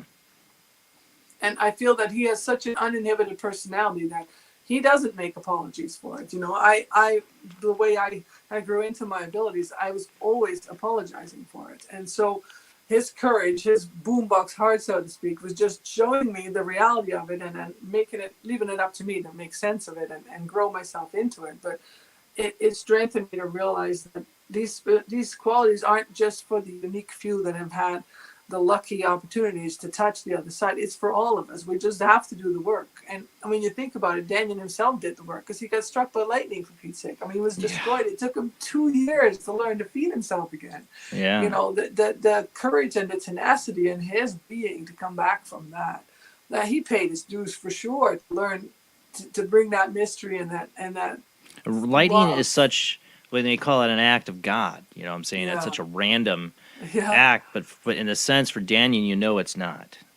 This is all part of his purpose. What better way of showing that than striking him with lightning? What I'm saying? Yeah, it reset his whole nervous system, but he really had to climb back physically.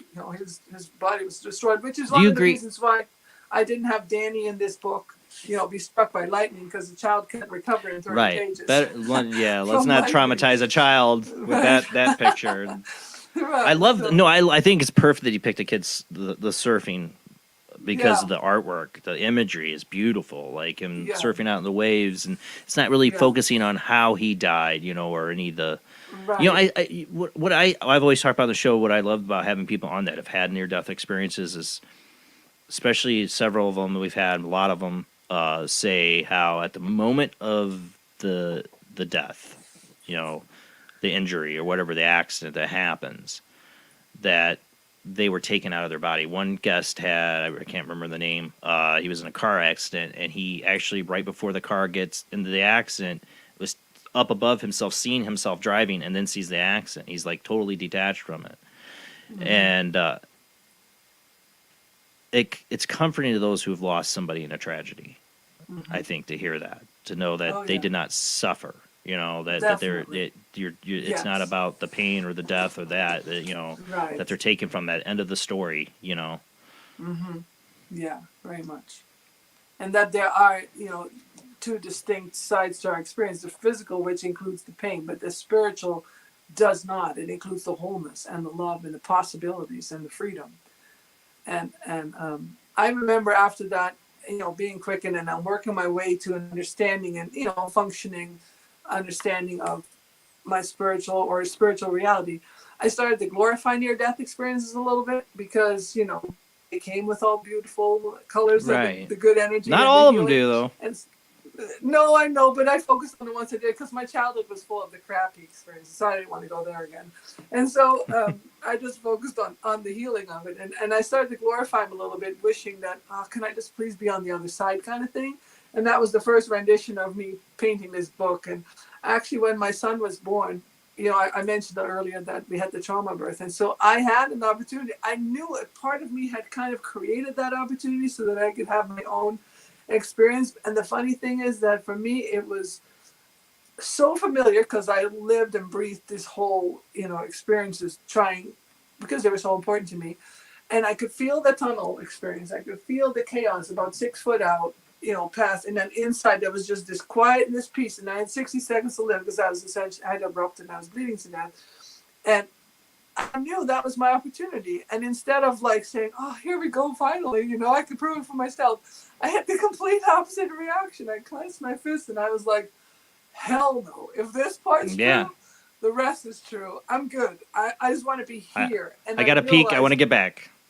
It hit me so hard. I just wanted to fight. I understood. All of a sudden, it hit me so hard how precious it is that we're living here, that we have life, that we can create with it. And no longer to worry about the reality of the other side. It'll come when time's right. So by the time they had resuscitated me and I had found myself conscious and awake again in bed, I had all the same characteristics again as the people that had the near-death experience. The psychic abilities to feel someone coming into the building and opening the door. You can count them down and knowing things and insights. And it was just, for me, I think it happened to me that way as a confirmation that we don't have to romance. Even there's two sides to the coin. One is we fear death, and the other side we romanticize death because it gets us access to the other side. Neither are really important. It's just that we have spiritual abilities and we're very physical beings. We live here, we can create with it, but just make it part of your language. One isn't necessarily better than the other. It's just a language that I'm hoping to be, a discussion I'm hoping to be more part of, because I think that's the beauty of it, that we can learn so much from opening that whole adventure up in our lives. There's some people, we talk about in the show, the sci-fi part is that there's some people, billionaires out there trying to escape death. So there's a transhumanist movement, and there's a show, Upload, where they upload themselves. My kids, we watch. There's two shows. We deal with the afterlife. One of our favorite shows is Ghosts. It's a show. It's a remake of a British show we love too, called Ghosts. Yeah. But they have it on CBS. It's got huge ratings. A lot of people like it. It's a comedy series. My kids love it. And the other show we watched was Upload, where they put you up in a virtual afterlife. Yeah. And you're charged for everything. You still have to eat. You still have to pay money there. Well, that's horrible. My kids watch that. They're like, no, I'd rather die. I'd rather they're like, I want to see what's on the other side. I don't want to do that upload thing. But there's it's a weird, movement. Isn't it? Yeah. Yeah, I know. It's weird because it does make me very philosophical. I really want to find, and I think about that a lot. What's the real way of doing it? Because I do think those are hijacks. I don't think, from what I understand, they're copies. They're not authentic. They're not really getting to the spiritual truth and that the beauty and the profoundness of the actual spiritual experience. But they're wannabes almost. They're trying to shortcut. I don't think there are any shortcuts. That's why suffering is profound. It would be such a imbalance because suffering. The book, The Spiritual Advantages of a Painful Childhood. It's by Wayne Muller. It's very profound, and it furthers the idea that it's in the suffering that we don't just break our hearts, we break it open, and we become sensitive to all the possibilities of what our hearts become compassionate. Yeah, for others. And the spiritual, the finer essences in our life, and that's one of a large purpose of suffering. Even Nietzsche, who said God is dead and we killed him, he swears by the value of suffering because it makes us better, more profound humans. He had a darker presence of it, though. I think with Nietzsche, he was actually he was mad because the way that people have become now, for comfort and for mediocrity, is something that he actually called the last man, and he loathed it because he understands that it's that what brings us to our genius. And I think people that you're describing who upload themselves, they bypass suffering. They bypass the way that you get into the authentic experience of your genius or your spiritual nature. And they don't even get it. They have no idea because everything is materialism for them. But it's not. That's what I'm real. saying. It is this. That is Yeah. the ultimate, like the ultimate end game in a sense of Yeah. where some of these people are going with it is like, if you truly believe an atheist and you have billions of dollars, Yeah.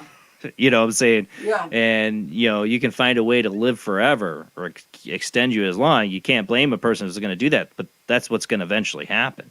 Yeah, but As you one of these can't, billionaires though, are going to do because I it. think you'll end up in Groundhog Day because your spirit has Right? to Or advance. Vanilla Sky. Remember? Yeah. You've seen that with Tom Cruise. And that's why I'm not worried about how you're going to connect with spirit and which religion you enter in on it, because spirit reveals its own truth to you. And even to a billionaire who's trying to short circuit it, at some point they'll hit their dead end and they'll have to make peace with the reality end. that they're Are not they going to end gonna up a get head? there. I would say they're going to end up a brain in a jar. You know what I'm saying? Connected to stuff and living in Vanilla Sky virtual reality or something Yeah. like that, just to get They'll there. have And I'm to like, wake was it up. worth it? And I think Have you- that's one of the beautiful reasons why reincarnation is so powerful, because you can incarnate until you get the point, until you get the message. You get your consciousness to free up through incarnation after incarnation. Before I really ever got into reincarnation as a kid, like I knew of it. Like there's a part, I don't know about you, but for me, like I always just inwardly knew it. Yeah. Like I'm saying as a kid, like I didn't grow up in a household that was Buddhist at the time. My mom didn't come Buddhist till later. I didn't have that in a background, but it's like somewhere inside of me, I felt like I've been here before and I'll be here again. Like I just knew that some deep down in my childhood mind. I just understood that concept. But it's interesting to me, seeing like when I was a kid, there's a show Quantum Leap. You remember that show, Quantum Leap? Well, I didn't grow up in America, so I don't In America, know so you didn't see it, but in it, the character is a physicist who basically time travels by jumping into other people's bodies, and he can only jump within his own timeline. So from the day he was born, so that was a great way to keep their budget within not having to do really big scale cool time travel concept. storylines. But I always loved it, and he was learning. What was so great about that show, and I've tried to get my kids to watch. I'm like, it's kind of I loved it as a kid, but my kids are like, oh, this is boring, they want some time travel action, but it wasn't like big. It wasn't like big things Sam Beckett was doing in the show that he was changing in history. That happened later in the show as they're trying to get ratings, but it was always like little things in people's lives he was trying to save or change, and it was always about compassion, understanding, and and it was just such a good show like back then. But it these was are like eternal truths. yeah, I but think these are showing up everywhere. but in a way it was like it was kind of like getting on that idea of past lives, even though it wasn't about past lives, but the fact that he could be this other person, like he's jumping in, that there's something to the soul like that. I always thought was fascinating. It's super fascinating. Do you think you could do a childhood book on reincarnation? I want to, but you should. I want to do it on many topics that have to do with the spiritual language, but this book itself, it takes a lot of true understanding to distill it to a child language without putting distortions into it. So I feel like I haven't fully got the angle yet that could really help me get into that simple language where it's true and you can introduce it to a child without really because it's a little right. Because in this, I mean, the child comes back, we're all safe and sound for the kid, you identify with the character, but with reincarnation you have to be like, they have died, they've gone to this other place, and now they're going to come back again. Like, how do you cover that for a kid? Right. Yeah. And so I haven't answered those questions in my own mind yet, but I want to do more spiritual topics, because even intuition, like synchronicity, the way you mentioned it, that's such an integral element in the language of understanding spirit and how it participates in your life. So I'd love to do a children's book on that, so that they can become versed in how they participate with spirit, because it makes life easier. I see that kids would be in cool. My area. With a book about that. Sorry. No, go ahead. Sorry. Well, the kids in my town, there's a high suicide rate among the children. I think in Montana, it's the #1 town for child suicides. And I know it is a complex issue. It has to do with all sorts of energies. But one and economic opportunity and all that. But one big ingredient is that they can't find meaning. They can't find spiritual renewal. And it's so important to have something, how you understand yourself in that way. I would love Well, to that's consider children's books. what I was talking about. That's why I think these books are important, because we are growing up Yeah. with many parents are struggling. Like, we don't belong to an organized religion. Doesn't mean we're not spiritual. And we want our kids, I believe I want my kids to be spiritual. I'm trying to teach them compassion, all these things, but I don't have a religious background. And I'm not going to just do a religious background or go join a church just to have that. I believe what I believe, and it doesn't fit into any church. We let our kids go to Bible school, but I'm trying to give them like a deeper spiritual meaning to find that, especially my 7-year-old that, I have a therapist telling me he is having signs of depression. I'm like, what have I done wrong? So I'm trying to find even deeper ways to get to him, through to him spiritually. Right. Because I think that's what he with needs. Your background, I think you would also want to look at, it may not be anything you've done wrong. He came in with a particular challenge to his soul. I know. That depression could come from another life where he could not get answers and he could not get expression. And he's come to you to show him, because from what you've shared before, you had that past life glimpse. It's been cut short for you as well. So together you have a similar challenge. Find a way to express your spiritual truth. And this time, do it so that it's connecting with you and it has meaning, so that the depression goes away. Because I feel from him that depression is not from this life.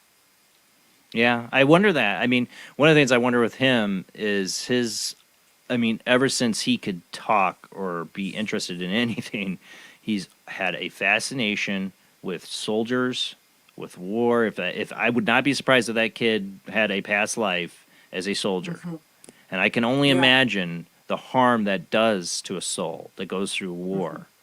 Mm-hmm. Yeah. Because he wants camouflage this. He's he's totally in it. It's not like, I'm not a military bro guy, at all. He's not getting that influence from me, but he's been anything he could find about soldiers from a very earliest age. Yeah, well, there are healers who can do soul fragment retrieval. And that would be something appropriate for a child suffering with a trauma from something like that. It's like soul fragment retrieval, which is totally something you can very easily understand when you look at life as a hologram, because holograms, each part of the picture has the whole embedded in it, but the smaller you make the surface, the less obvious the printout is, right? And then if you make the surface bigger, then you get a very clear image through the projector as you project it out, but each little square of that total print has the whole in it. Right, so that's fragmentation. Yeah. I believe our souls operate in the same way, because I think we have a blueprint in our soul, holographically speaking, that we print out through letting God or the light of consciousness stream through us. But if our soul's really fragmented, it comes out really fuzzy, and it's difficult for us to navigate the world. We can't really see where we're supposed to go. So the more you heal your soul fragments, the more you integrate your soul with yourself, the clearer your path becomes, the more your intuition is sharpened, the more you see where you need to participate, and your healing is just driving you towards greater connection. Yeah, and I think soul fragment retrieval is the new healing modality for me. Really, that's what I'm saying. I could see that causing issues. It's just, it's like that kid that's the famous one. He was in that several different documentary or episodes. The kid who was a pilot in a past life in World War II, I think. He's saying "Little Man Down." You remember that? A lot of people have seen that story. They had him growing up on Ancient Aliens, talking about his experience, and when he talks about it now, he still is emotional talking about it. A lot of the memories have left him. He's admitted that, as he got older, but the actual memory of seeing how he died, you see him get emotional and say he remembers going down in the plane, he remembers seeing all black, and then there was nothing. And that's a dark statement for it. You realize he had that as a child, that dream he's telling you, and it's still affecting him in his 20s. Yeah. But I think that's what we're here to do, is to heal those pains, because you mentioned that you have memories from your childhood, from other lives, but I had that as well. I had a memory. Mine was of being in a harem in a in a Persian culture. And Oh, wow. it was really difficult for me to make sense out of it because in Yeah. that life, I know in my soul that I died of an opium overdose because I was self-medicating the Opium. pain of my broken heart. And it was opium, and I died in the opium overdose, which followed me into this life because all my life I never wanted to have anything to do with drugs or alcohol. And I know it's because of that pain in my soul. But I couldn't escape the pain in my soul because as soon as I would close my eyes, I would go back to that state of fragmentation and lostness and the panic that came with it and the brokenheartedness. Those were all part of that story that followed me through my childhood into my grown-up years, and I have to heal all this. I walked through all of those memories and I healed all those steps. And for me, it's a really intricate story that, I'm just sharing with you, but that's been following me through my life because it had so much for me to reclaim in it. And the story gets complicated because, the characters that I'm in my life I've got a lot of that element figured out in my life, but it was very deeply meaningful and it brought really profound healing once I allow myself to face these pains and then to go through it and heal it and get to the other side of it where there's wholeness and there's love that's unconditional, that isn't broken. That's the way I experienced that since I was a child. I described it as having the visions I did about it. It explains why I'm wired the way I'm wired. Yeah. I think with it's our inner makeup. Yeah, one of the things about with being the little black girl, I was a slave, and it was my father, who was a white man, that beat me to death. Wow. And I've had it wired in me. I cannot stand people who have power over other people. Mm-hmm. Like it's just, Yeah. you could be my worst enemy, but the moment I find out you're being enslaved in some way, or if somebody has power over you, I'm on your side. Yeah. That's just how I am. It's just wired. It explains it. I wish I could get into my my son's brain and know what he's experienced or seen that he maybe doesn't want to talk about. Maybe that comes from a past life. We're open to it. He knows we are. That's the best we can do. Is just try to be there to listen if he says anything or wants to talk about it. But that's also the language of spirit, because the language of spirit is very much prayer as well. And that is the role of prayer, is to pray, to get insight on those types of things that you are describing about your son. And, the ask and you receive is, while it's in the Bible, it's a cosmic law. It's like the spiritual language. So there's ways that we can all educate each other how to get our wholeness from our inner beings to come be part of our lives now, because we're not making up these stories. You're not making up that story of that slave incarnation, and I'm not making up the story of the harem and the pain that I experienced. And these are real imprints in our beings that we are integrating and healing. And there's a language that goes with it, and I think it's time for us to begin sharing that. And I would like to share that in more children's books so that it can be there from the beginning, so that you don't have to go through these conflicts as you grow up and then lose your vision and then find it again. Just gradually grow with it. For a child who reads it opens them up to their experiences that they're having. Yeah. Because they are. And there's something to it more. It's painful enough. You just have to orient yourself. Well, once again, we ran out of time. It goes by so quick. Thank you so much, Marie, for being on. It's wonderful always to have you on the show. When you do another children's book, which you will, we'll get you back on to talk about Thank you for having me. I didn't expect to be talking about all these things, but it was effortless. It was so fun. Thank you. Well, thank you. And like I said, I got to get a hard copy for my kids. It's wonderful illustrations. Thank you for the PDF copy, but I want to get my own hard copy of this for sure. Thank you so much. Okay, that's it for the shows, guys. Next Sunday, we're going to have Katrina Cooper and Rhodey Speak. My Paranormal Mama's on next Sunday, same bad time, same bad channel, 10 p.m. to 1 a.m. Central, 11 p.m. to 2 a.m. Eastern, 8 p.m. 11 p.m. Pacific time. Katrina Cooper is a spiritual medium. She's been on the show many a times, blows people away. Definitely want to call in then. I don't want people to call in tonight. You can't join the conversation, but next week I know you will, because you're going to be wanting your reading from Katrina, but it's well worth the wait. Because she never ceases to amaze us every time she's on. And Rhodey Speak, we miss her. Can't wait to have her back on. We had to reschedule last time, so we are definitely going to have them, hopefully. No problems, knock on wood. Sunday. See you then, guys. Thanks for sharing the show. Keep telling friends about Paranormal Soup, a place where the paranormal happens live every Sunday night. And we're open forum. We can discuss all these paranormal, weird, strange experiences we call life. All right, guys. Thanks for watching. See you next week.